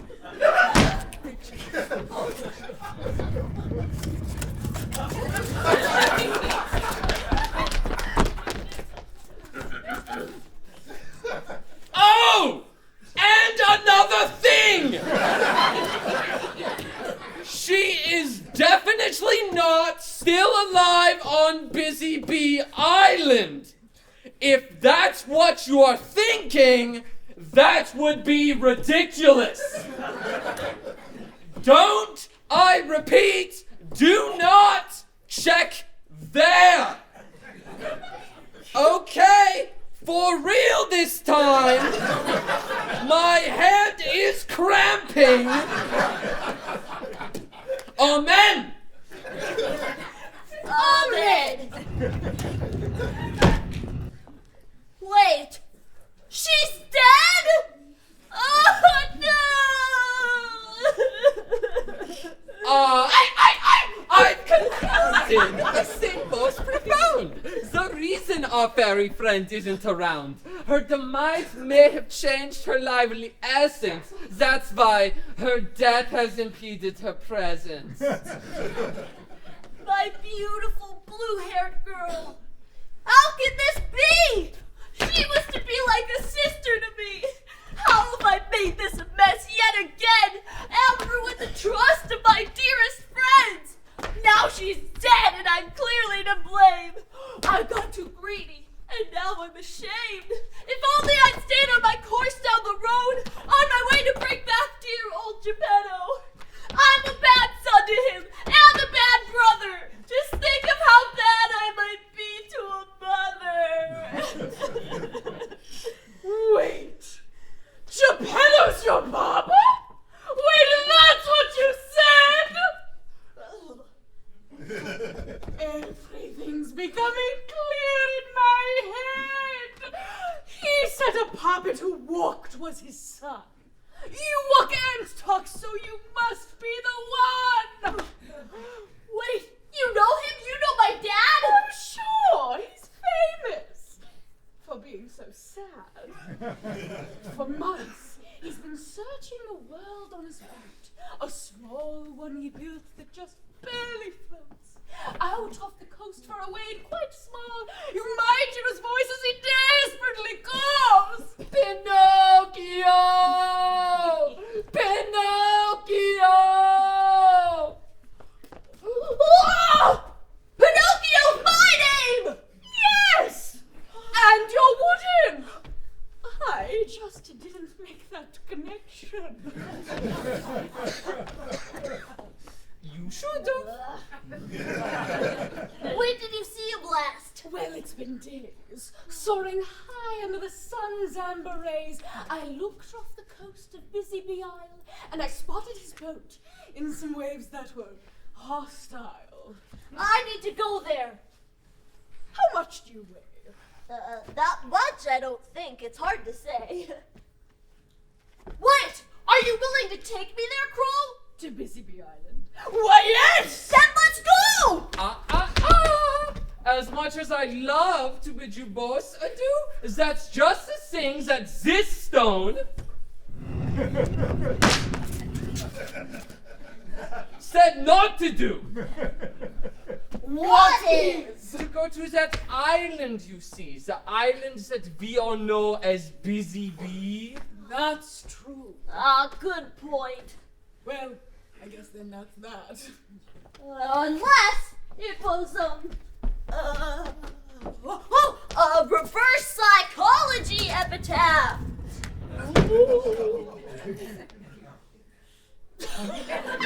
Don't don't make us laugh. What words are you using? You should speak in a way that's not confusing. Reverse psychology! Poppycock. Please! There's no such thing. We know. We have degrees! Well, there's a way we can go to the island and obey the stone's inscription. Without contradiction? It said not to look for the girl with blue hair. It didn't say not to seek Geppetto there. The boy has a point. He may well be right. Using his logic, we could well take flight, but if he's wrong, then his logic is a lion, and he'll never get to old Busy Bee Island. That's where you're wrong, I'm sorry to say. The right thing to do is to have the boy stay, but if he's right, and he might be, who knows, I think it makes sense that the two of you go. Pinocchio and the bird said their goodbyes and traveled to Busy Bee as the crow flies. They took to the sky and they traveled for hours, but it seemed like fewer as the bird powered through wind, through rain, through sleet, and through cloud. You're a good flyer, Sir Crow. Yes, I am proud. At last, the two spotted the coast of the island, but crows only make their descent over dry land. They found some soft grass and the puppet deported, thanking the crow for the miles he transported into this strange island, this land of unknown. Pinocchio turned to thank the crow, but he was gone. Crows, you see, have a strange habit indeed. They don't accept thank yous when doing good deeds. Pinocchio was amazed by the bird's act most humble. And that's when he felt his poor wood tummy rumble. That well-known feeling of hunger had gripped him. And with no gold, he was poverty's victim. Famished, he spotted the nearest of roads and walked into town seeing people with loads and carts and baskets, all burdens imaginable. But to his surprise, all the people seemed amiable. How do they work so hard and stay so busy? How can they toil and sweat and be happy? I guess that's why they call this place Busy Bee. Said lazy Pinocchio. This ain't for me. I wasn't born for work. I'm here for fun. But working or begging were his only options, because his tummy roared like a bear to be tamed. But if he begged, he knew he'd feel ashamed. His mind echoed what his poor father told him. Only the crippled should beg, or the old. They are the ones who deserve our sympathy. Otherwise, work for your food. Honestly, if you refuse the work you should do, so much the worse it will go on for you. I never beg. I'm healthy and younger. Do you have a penny? I'm dying of hunger. Not only one penny, answered the woman. I'll give you two if you lend me a hand. I'm not a donkey. I don't draw carts. That's all right, boy. I see you have smarts. If you are hungry, I hope you'll abide and swallow 2 slices of your tasty pride.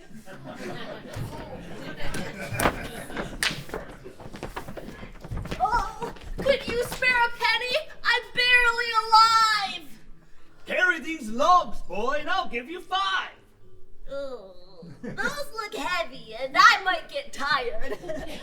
That's okay. Have a good day, and you're fired.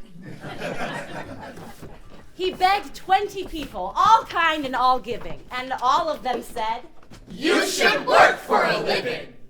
At last there appeared a kind-looking lady who carried 2 pails, both of them waiting. Kind lady, will you give me water to drink? I'm burning of thirst and can barely think. Yes, drink, my child. Of course you may have some. Drink what you need. I have plenty and then some. Oh, I'm thirsty no more, but still hungry instead. Carry these home for me. I'll give you bread. He looked at the pail with nary a word. Then, breaking the silence, the lady was heard. Then after the bread, I'll give you a dish of cauliflower dipped in oil if you wish. Pinocchio stared at the pail more intently. The lady spoke up again, this time more gently. Then after the cauliflower, I'll give you sweets with sugar, molasses, and other nice treats. His mouth took over. He barely knew it. His lips formed the words, Okay, I'll do it! Whoa! He followed the lady and carried her pails. I don't think I'll make it. But alas, he prevailed. When they arrived home, the table was set, with the most welcome food he had seen yet. Whoa! Whoa! He gobbled it down, Gobble, gobble, gobble, gobble, gobble, gobble. then looked hard at the lady. No, it can't be. How could it be? Maybe. How is it possible? Can it be true? The same voice and eyes and your hair is blue too. But now you're a grown-up. How can this be? Tell me the truth. Are you my blue fairy? You little rascal, how can you tell? Well, your hair's blue for starters. That was sort of the bell. I was a girl when you left me, remember? Now I'm old enough to be your mother. Oh, how did you manage to grow up so quickly? That's a big secret. Oh, teach it to me. I'd like to be bigger. You can't be. Aw, why? Because puppets don't grow, they just stay the same size. I'm sick of always just being a puppet. I want to be real. I've had enough of it. I want to grow like a boy does to manhood. You'll have to earn that. But how? Being good. Do you mean to tell me I'm not a good boy? I love you, but no. You're an ill-behaved toy. Good boys like work and to study, but you don't like to work or to do what I'm told to. Good boys don't lie. I'm a lie-telling fool. Good boys like learning. And I can't stand school. But from this day forward, I'll turn a new leaf. Do you promise me that? Yes, I'll earn your belief. I want to be good and the pride of my father. And if you do, could I call you mother? That makes me happier than I can say to call you my son, but good sons obey. As for your papa, I've lost track of him, but I'm sure you'll see your Geppetto again. You might call it magic, but somehow or other, the Blue Fairy knew the boy needed a mother. At last, in spite of all his best intentions, Pinocchio went to school with apprehensions. But that apprehensiveness soon became quelled when he discovered that he could learn well. Arithmetic, grammar, geography, history. Wow! I like school! Go figure, a mystery.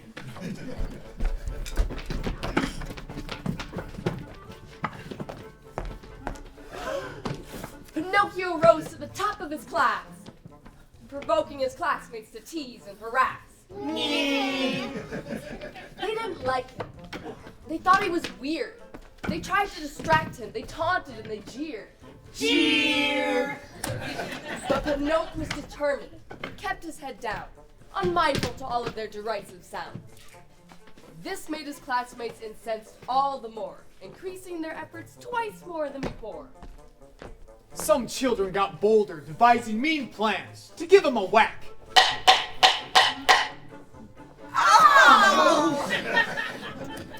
But they just hurt their hands. This made those rascals 3 times more irate. How could a wooden boy be their classmate?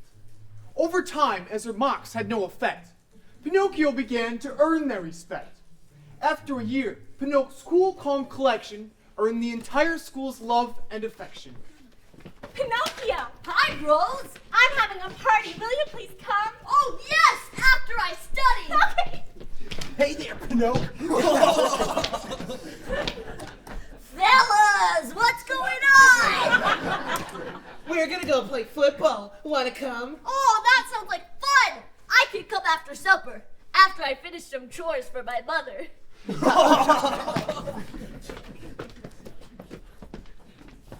Pinocchio! Hi, Mother! How was your day? Great! After supper and chores, may I play? Certainly, son, but first sit right here. I want to say something that you'll want to hear.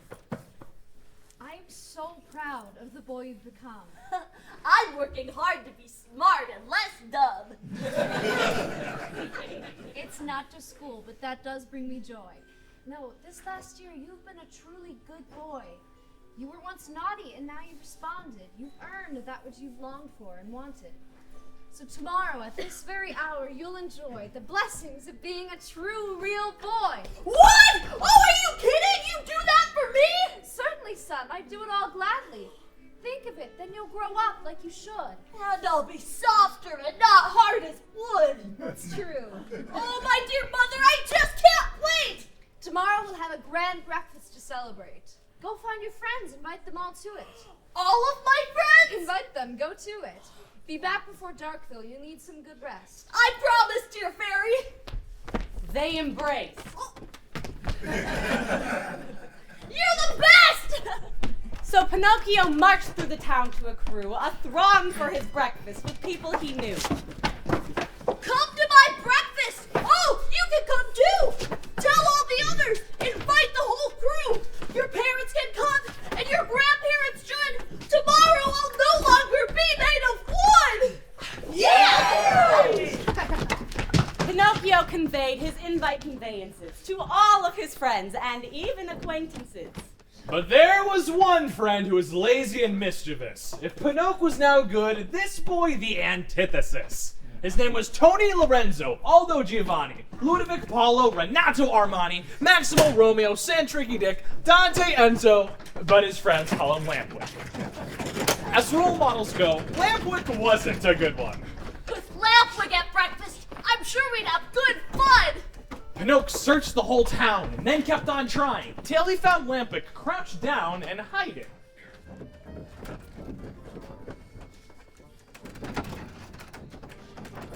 Whoa! Hey, Lampwick! What are you doing here? I nearly believed that you disappeared. Shh, that's just what I'm doing. Wait, what do you mean? I'm waiting till midnight, then I'll be gone clean. Waiting till midnight? Why? Where will you go? Your mother is worried. Well, that's because she don't know. Doesn't know what? That I'm going away. But now that you heard my news, No? you should stay! Tomorrow I'm casting the old me aside. I'll be a real boy! Unpuppified. To mark the event, Mother's having a breakfast. Bacon, eggs, cakes, tarts. Must pique your interest. That does sound great, but no, I'm still going. Going to where? Just so I'm knowing. I'm going to live in a glorious country. I can't stand it here. Well, that's putting it bluntly. What is the name of this country you're citing? Playland. Playland? Wow, that does sound exciting. Playland, Dupland! What's that? Rascal Flat. I feel like I've heard this before. Fat chance. Look, there's a stagecoach coming, and it's coming tonight. It's picking up kids, and it'll be here at midnight. You should come with me. No, I can't. Why? 'Cause tomorrow I'll be a non-wooden guy. Besides, I don't want my dear mother to worry. Look, if you don't come with, you'll sure be sorry. There's no better place for boys like us. No schools, no masters, no fuss. There is no working, no jobs, and no factories. And 6 days of the week are all Saturdays. It's filled with happiness and never remorse. The one day left over is a Sunday, of course. You'll get to play till you want to be done, because that's how all civilized lands should be run. But how do they pass the time? What do boys do? All the things. Anything they want to. I can see it in your eyes. You want to go. No, I have to go home. Is that so? I promised I'd be home well before dusk. Oh, who cares? I do. Your mother will fuss, and she'll scold you. And then when she's done, she will stop. See? Never that bad to just do what you want.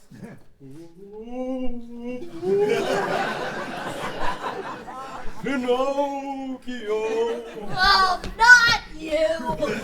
Yes, it is I, the ghost of the ghost. Why won't you die? That's what ghost means. Don't you get it? I'm dead. But this time, I'm just a voice inside your head. Inside my head? Yes. Now listen, my boy. Don't ruin your chance to become not a toy. Companions like this one are full of temptation that can only lead you to worse complications. Following him will strip you of your honor. Don't take it from me. Here's a word from your father. Pinocchio! Father? Wait, no. Who wrote this? Oh my God. What do I do?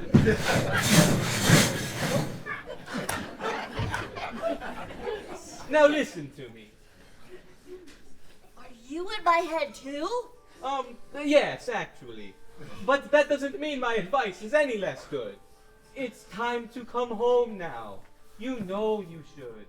Go home to your mother, who's only been kind. She's concerned for you. And might I remind, that gracious gift she has in store for you. You could be real. Just go home. I implore you. But I know you often forget my advice. So here is your mother, who's 6 times more nice. Pinocchio! Mother? Are you in my brain? But you look so real! No time to explain. Just listen to me. I'm your biggest fan, and I'd love to see you grow into a man. But you must beware friends who just want fun. They don't last. When you need them, they run. But they are the first to be led to the dark, enticing naive boys to also embark. Don't be the one that he robs of his wisdom. You'll be alone and end up a victim. I won't, dear fairy. I will be true. Who are you talking to? What's wrong with you? Listen, Lampwick, I should probably get home. I understand. You just leave me alone? Not that I want to do that, but I promised. If I don't get home soon, then I'd be dishonest. Honesty? You're dishonest already. No, I'm not. As if. I'm tried, true, and steady. Look at my eyeballs and try not to say that you'd rather not have a life full of play. I'd rather not have a life full of play. Oh, man. Whoa, whoa, whoa, whoa, whoa, whoa! What does that mean? What's up with your nose? Did you tell a lie? You do want to go! When you lie, your nose grows! It's guessing that I'm good at. Please don't tell a soul. You should get that looked at. Don't worry. Your secret's secure. But now I know you want to go. Now I'm sure. No, I can't go. Oh, are you kidding me? No, I can't. Can't what? Can't set yourself free? No, I said no. Now I mean it. That's final. I gave my word, and honesty's vital.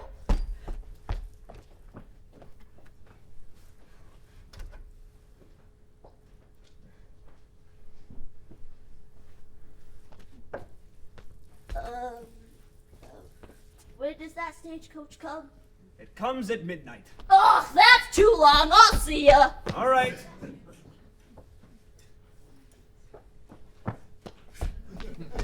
You're sure that boy's there? Don't have to study. Never. Like ever? Never ever. That's nutty.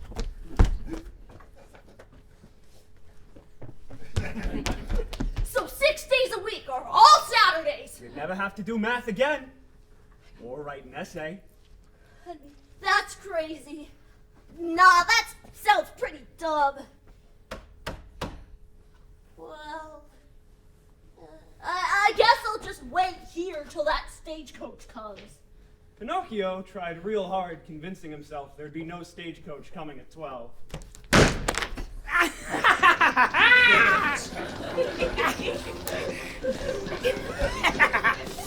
And then it appeared, and he found his feet, stepping onto it and off the street.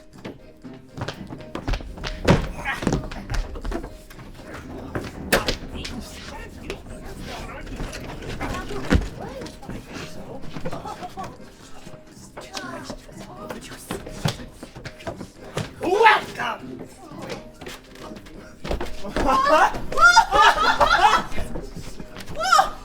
Playland is real! It wasn't fictitious. It seemed like a dream, whimsical and auspicious.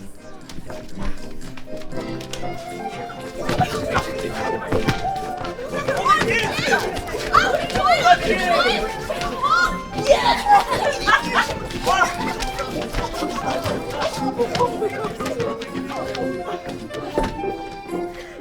more pencils, no more books, no more teachers, dirty looks!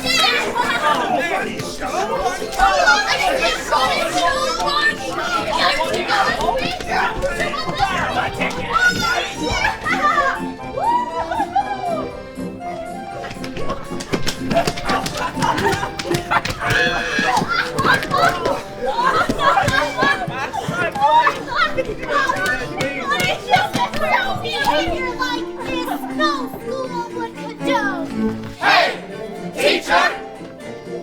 Leave those kids alone! How could this be, Lippert? I told you, see? Playland was everything they thought it'd be. Games, amusement, outsoles were dandy. But there were also soap, sweets, and candy. And there was no one to ever say no, or stop, or don't do that, or I told you so. But there in the midst of all that Benji, Pinocchio felt a small prickle or tinge. That what he was doing just might not be right. But then he would shrug and join in the delight.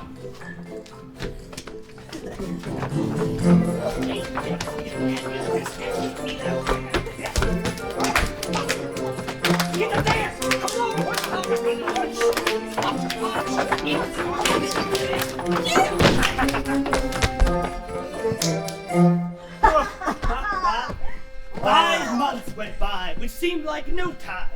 Lambwick and he felt like life was sublime. But then, in the morning, one day when they woke, they caught a glimpse of each other and choked. Beset on their heads were tall ears colored gray, and neither could talk without haws or brains.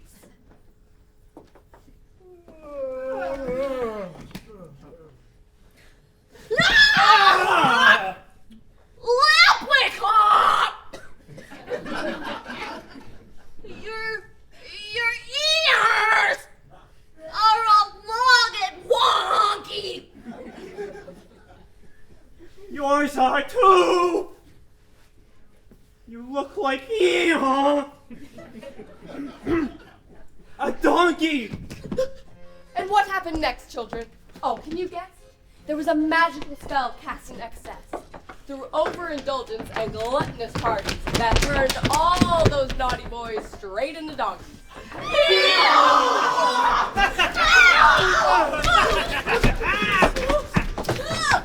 So every last boy that was tricked by some knaves to run from their parents and then misbehave found themselves sorry that they were all rascals, soon to be sold as beasts and shackled. The boys and their freedom were auctioned away. Where Lambwick was sold is unknown to this day. Pinocchio's fate, it seems, wasn't much better. He was sold back to that rogue fire eater. Ah, this one's perfect. You'll serve my purpose. His show was not puppets, but now was a circus. He found his fortune in tricksters and oddities, acrobats, animals, and curiosities. You then, tell me, can this donkey dance? Well, I'm sure that he could. If you gave him the chance. Ah, so he's smart. Yes, sir. Trust us. We know. Perfect. I'll make him the star of my show. A dancing donkey should strike quite a figure, though something about this one feels familiar.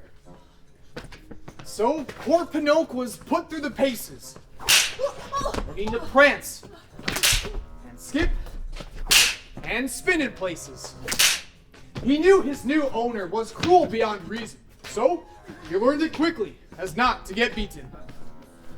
Pinocchio began to dance so prettily that he was renowned in all of fair Italy. People came from miles around to see the small donkey visit their towns. And Fire Eater, though rotten and scummy, treated him well. So long as he made money. Step right in, friends. Your eyes will deceive you. You'll see things here and your friends won't believe you. Whoa! Watch jugglers and acrobats dazzle your eyes. If you don't believe me, try this on for size. Whoa.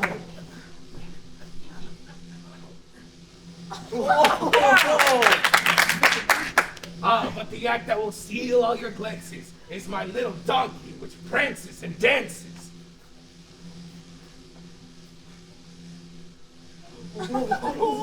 I sailed and traversed all the way to Mongolia to hunt this beast down and bring him in front of you.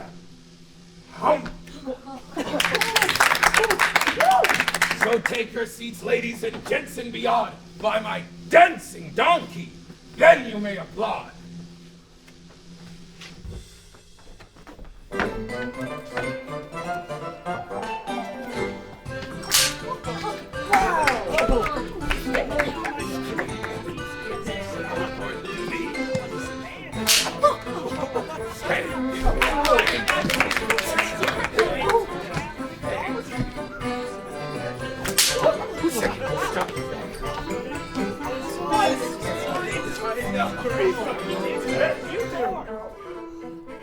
Pinocchio dazzled the crowds all the while, and it gave him pleasure to make them all smile.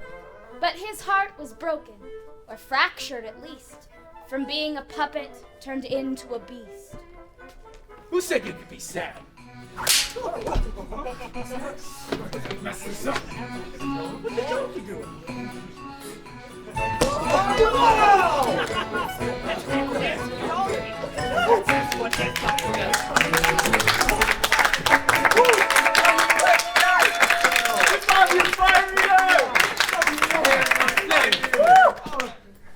Why do I always do things that I shouldn't? I should have gone home that day, but then I wouldn't. I would be glad and a real boy by now, but no, here I am doing tricks for a crowd. I love the laughter, but I just can't see if they like the tricks or if they laugh at me. Then through the corners of his donkey eyes, he caught a glimpse that made him look twice. A beautiful figure, all decked out in blue, entered the tent, like someone he knew. Could that be my fairy? Who else could it be? Forget about dancing, Pinocchio screamed. But all that came out were ee-haws and brays, only the harsh sounds a wild donkey makes.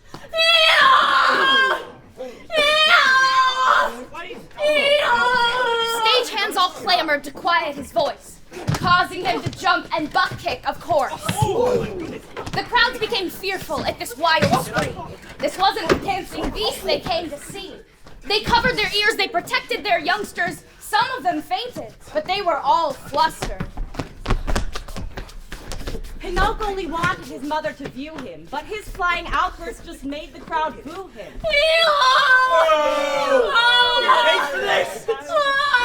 In one last-ditch effort, he gave a wild leap, but then coming down, he fell on turned feet. Hurt in a pile beneath the big tent, Pinocchio cried to the crowd's discontent. I want my money back! No refunds! He couldn't stand or walk without limping, and looking up, he felt his heart sinking. The blue fairy was gone. He could no longer see her. And then turning around, his heart sank even deeper. What is the meaning of this? Are you mental? Is it fun for you to get experimental? I give you but one task. You do it, I feed you. And if you don't, well, then I must beat you. Come, follow me. You're done for the night. It's time for your beating. Don't put up a fight. And that's when the master's red eyes turned to flame. You're kidding me. You made yourself lame? You're finished, and yet you'll provide a nice skin for my drum. Made from your hide! I'll have my man come and dispatch you at dawn. Too bad you won't see the new drum I'll play on.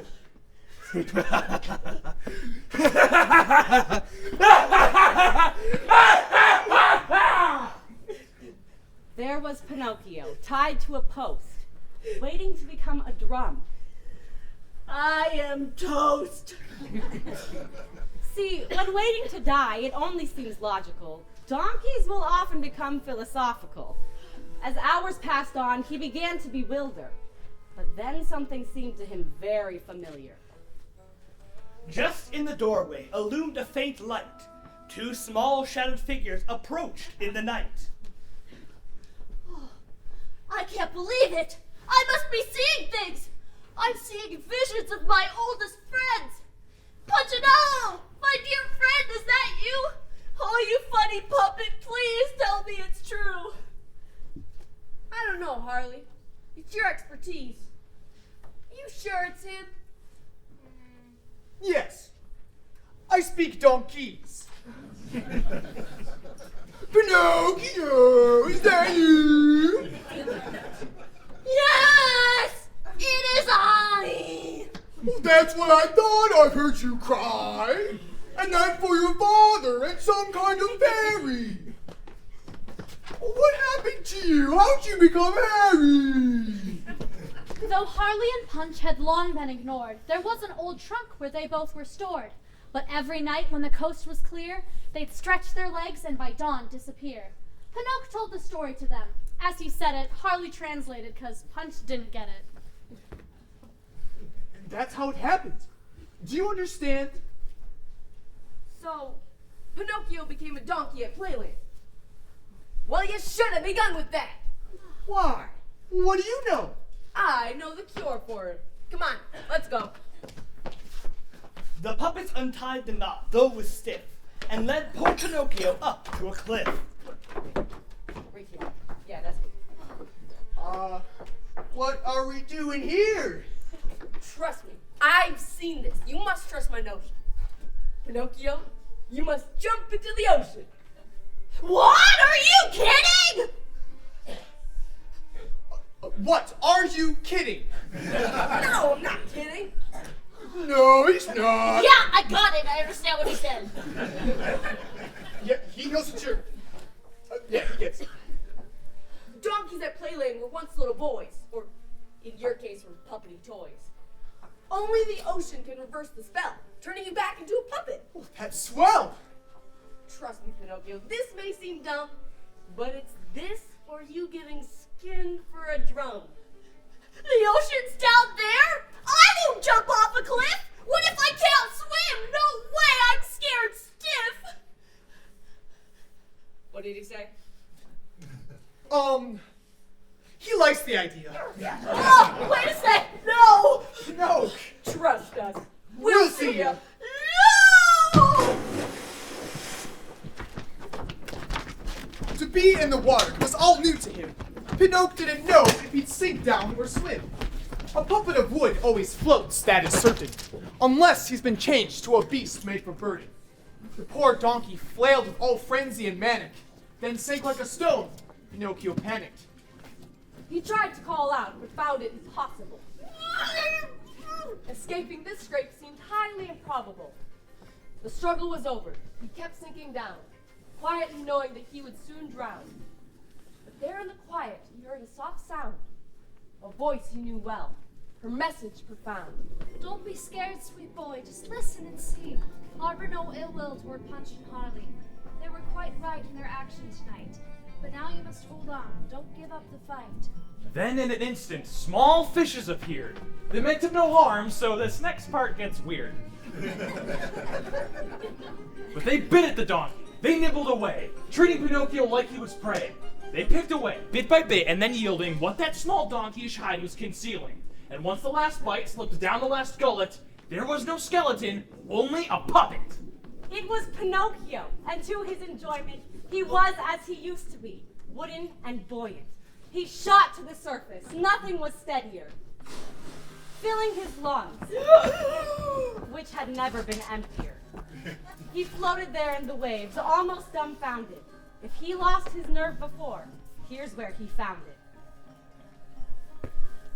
Wait! Am I swimming?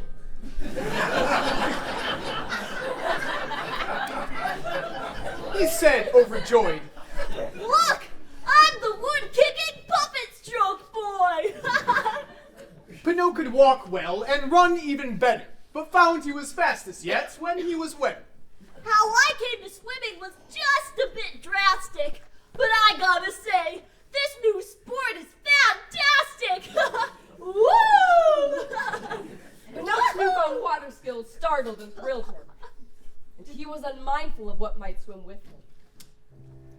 Lurking below was something much quicker, as big as a building, and possibly bigger. He came from the deep, a man-eating killer. It was the shark sailors knew as Attila. And not only sailors, but all living creatures knew of Attila and his gruesome features. Legends were spread how he bit right through ships, ate rowboats whole while licking his lips. His appetite, it could hardly be quelled. He'd hunt day and night until his belly swelled. And he might have gone undetected that night, and eaten the puppet boy without a fight, if Pinocchio hadn't the realization that filled his brain with some new information. He bumped his head. Ouch! Who put this rock here? But it wasn't a rock, as he saw it more clear. He stared as Attila the shark raised his head, whose ugly face filled the poor puppet with dread. You're not a rock! Pardon me! Okay! I'll just be going now! Have a nice day! Etiquette, though, never worked on Attila, like it does sometimes on more polite fellows.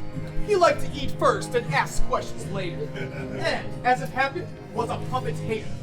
The shark lurched ahead to have a quick snack, giving the puppet scarce time to react.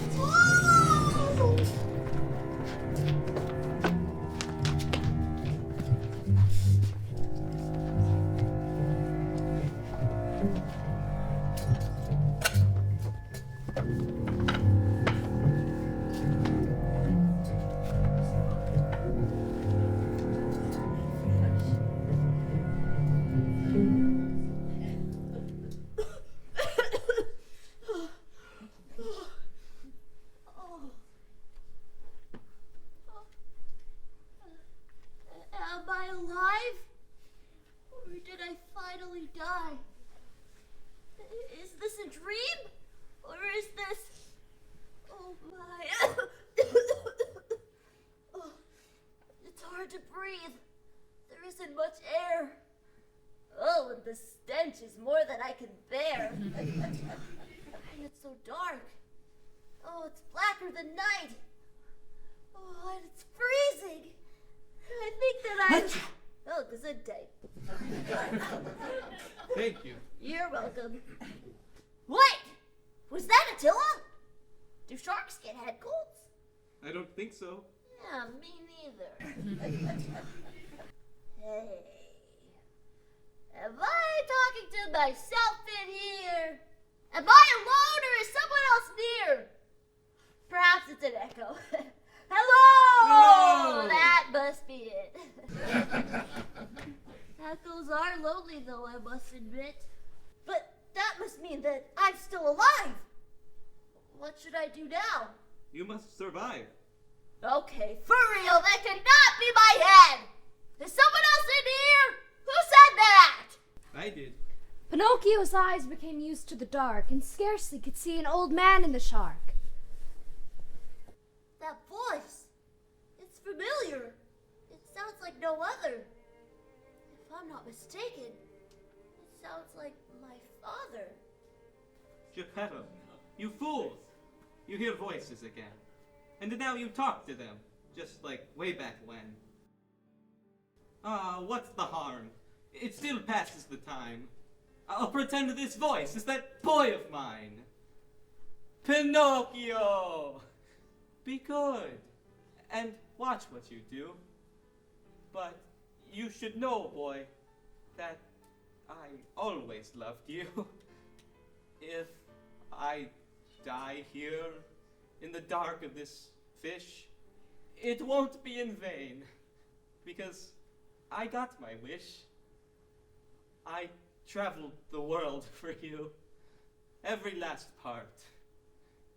But I can still hold you. I do. In my heart. Papa? My boy! You sound better than usual. No, Papa, it's really me! Am I delusional? Oh, Papa, it's you! Oh, I just can't conceive it! Son, is that you? Yes! Oh, Papa, believe it! How can this be? I looked everywhere. How can it be that I found you in here? Oh, how Who knows? Months, a year, could be more, I suppose. I traveled all over the world in my boat, searching in cities and countries remote, all to find you. Until my journey ended. To be swallowed whole was not what I intended. So here I've been living. Long days and long nights, surviving as Attila's main parasite. How have you never escaped? I can't swim, and there's no way out. Escaping looks grim. I can swim, Papa, and I float besides. You can hold on to me to stay alive. But how will we leave? The same way we came in. Ah, but my boy, that's where his teeth begin. Teeth that sink ships, because they're sharper than shears. You wouldn't believe the torn things I've seen in here. Things don't go out of his mouth once they're in. He keeps his mouth shut. It's never left open. Even for just a short time? Afraid not. What if we get him to open it? What? Look, I learned this trick from some rotten assassin. Assassins? Long story, just listen. What could we burn? Just some scraps from our skiff. Oh, that's perfect! And this lantern here should do the trick. The last thing this shark is expecting is flames. Maybe he'll cough or flinch from the pain.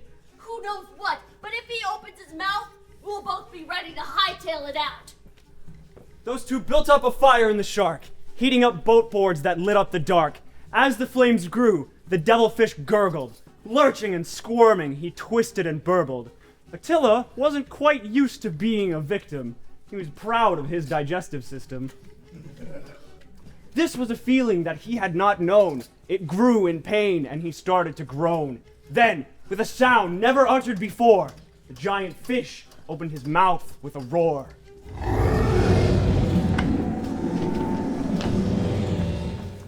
The two were scared stiff at this unearthly bellow, but this was their window. Now, Papa, let's go! Geppetto grabbed onto his boy for dear life, as both were shot out to the waves in the night. Hold on tight, Papa! Pinocchio paddled, hitting the waves as if he were in battle. Attila was writhing with pain. As he flinched, he shook himself fiercely, and then caught a glimpse of his two prisoners swimming away. He didn't like having absentee prey. Oh, we did it! Finally, after all this time, I'm free. And I have you back, my son. I can't believe that worked! Neither can I. How could you even start a fire in a fish? The demon fish chased his two fugitives. It was now personal and punitive. Pinocchio stroked while Geppetto just kicked. They did not want twice to be meals for a fish. Okay. I think he's getting it on us. Keep pedaling, don't look back. Okay. I think I can smell his breath from here. Don't worry, Papa. We'll shoot out like a bolt in the blue. Yes. Don't worry. Fate will see us through. Attila was gaining with leaps from the water. His victims were drawn back inside the marauder. Our heroes, resolved not to die in this way, surged even faster, to the shark's dismay. Oh, Master! I think I felt his teeth on my legs! How many teeth does he have? I don't know, I can't help them! Why are they curly? I suppose he needs a better dentist. Pinocchio and Geppetto were not far beyond him, and once again the shark was almost upon them. Pinocchio was exhausted, and so was Geppetto. It took all they had not to give up and let go. But matters got worse. Geppetto fell faint, leaving Pinocchio to pull his full weight. But just as the teeth of that beastly fish neared, that same school of fish from before interfered. They caused a distraction, churning about, confusing the giant fish, that evil lout. Pinocchio learned he had friends in the ocean, a blessing not lost on him in the commotion. He was all gratitude. Thank you, my friends! We thought this chase ought to come to an end. But swim on, Pinocchio, keep going, swim strong. We won't be able to hold him for long. Pinocchio saw these fish risking their lives just to help him and his father survive. He saw that friendship is not always fun. Sometimes it's risking it all for someone. He knew the help from Geppetto was gone, so drawing his last ounce of strength, he pressed on, into the darkness, alive, not defeated. He swam till he couldn't, fatigued and depleted.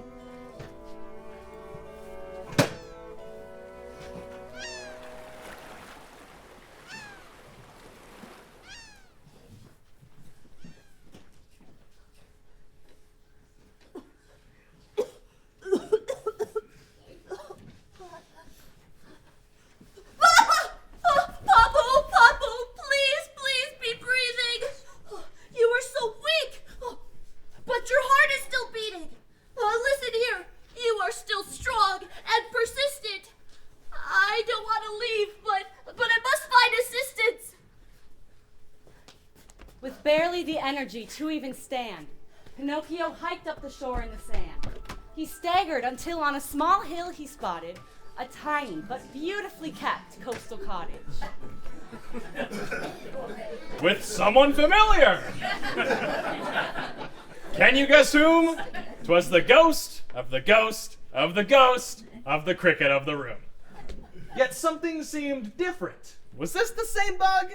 He seemed so much younger, and not quite as, smug. Ah! Ghostly cricket, it's you! Pardon me, do we know each other? Well, absolutely. I am Pinocchio. You know me well. Pinocchio. Nope, not ringing a bell. Oh, you lived in my house? You're 100 or more. I live right here, and I'm 24. The cricket was charming in his youthful age, and he was friendly. My name is Gage. Greetings, Gage. I've had quite the adventure. I sort of expected you'd give me a lecture. Gage, I don't want to tell you what to do, but if you don't mind, here's some wisdom for you. Think first of others and less of yourself.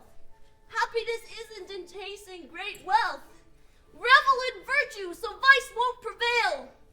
In all of these things, I tell you, I have failed. Thank you, my friend. I can see you've been through much. Yeah, I'd like to help you if I could. Sir, I'm touched. Gage had a bed for Geppetto to heal in, and opened his home for strangers to live in. But Pinocchio's freeloading days were over, and he insisted to pay. He learned to make baskets and sold them in town, becoming the best basket weaver around.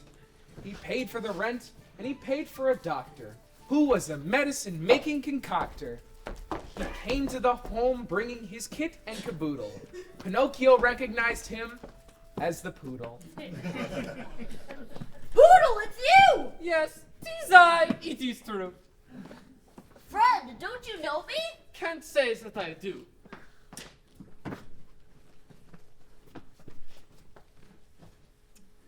Nope, I don't know you. I never forget! Unless, of course, I'm not remembering that. In some small way, you remind me of toys that I once knew. A small wooden boy? Yes, that's me! Well, I wish that were possible. I've made up my mind. Wooden boys are implausible. That Dr. Poodle mixed to the letter potions to help poor Geppetto feel better.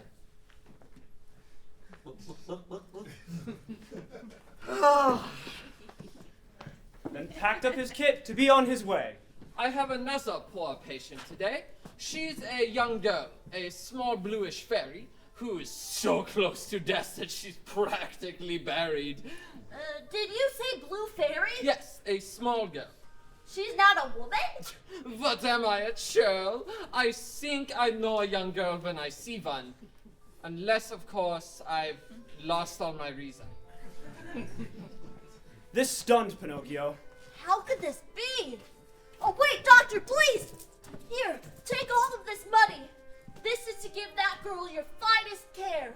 I'll have more tomorrow, and I'll say a prayer. Do all you can to heal and relieve her. Tell her I love her and that I want to see her.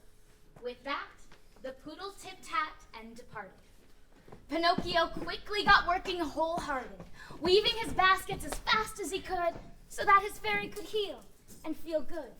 He worked through his lunch and through evening meal, only consuming a pear and its peel. Plant fibers flew as the hours advanced, and weaving more baskets, he worked quite entranced. Caught up in his work, even more fibers flew. A boy on a mission, as Eventide drew. He worked by the flicker of candles at night, into the darkness, hours from daylight. Most would be tired. They wouldn't go farther. But not our Pinocchio. He only worked harder. He crafted and weaved every new basket scheme, unaware that he was starting to dream. He often dreamt, but never like this. This one was vivider than all the rest. He started seeing surreal recollections, scenes and vignettes and uncanny reflections. Out of the woodwork, all gnarled and naughty, he saw Geppetto create his good body.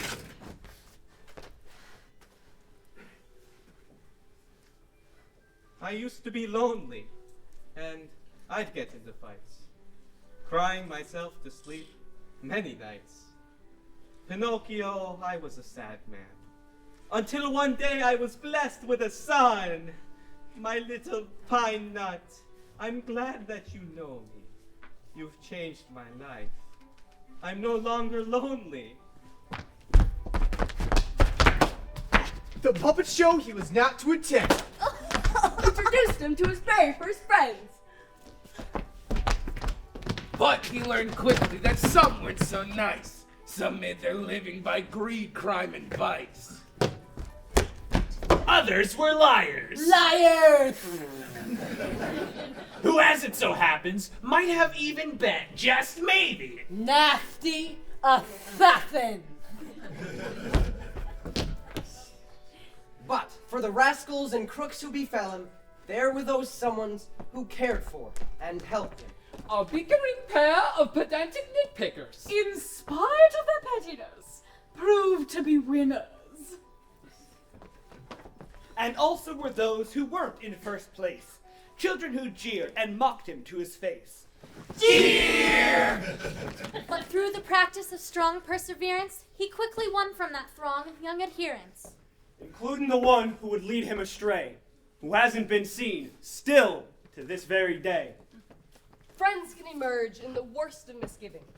What looks like the end might be a beginning.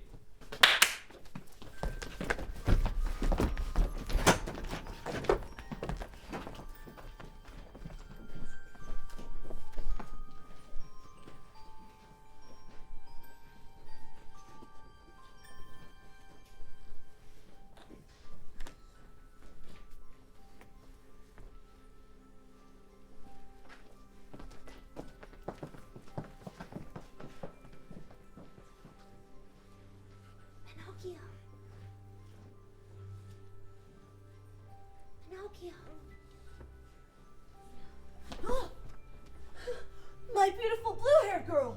You're young again! True, but that isn't all, brother dear. Look at you! What? No. Can it be skin? Oh, I can feel blood coursing within! And I'm soft and not hard like a toy! My nose is small. I'm a real boy! Just as good stories must start with the phrase. Once upon a time. To open the page. There's a good phrase that ends them well too. And we'll get to that one before we conclude. But there are some things that you might want to know. This house became that of good old Geppetto. He became father to, not one, but two, dear little children. One real and one blue. A sister who always cared much like a mother for her little wooden, now real little brother. And so with that, children, we close our last chapter. Three of them all lived. Happily. Ever.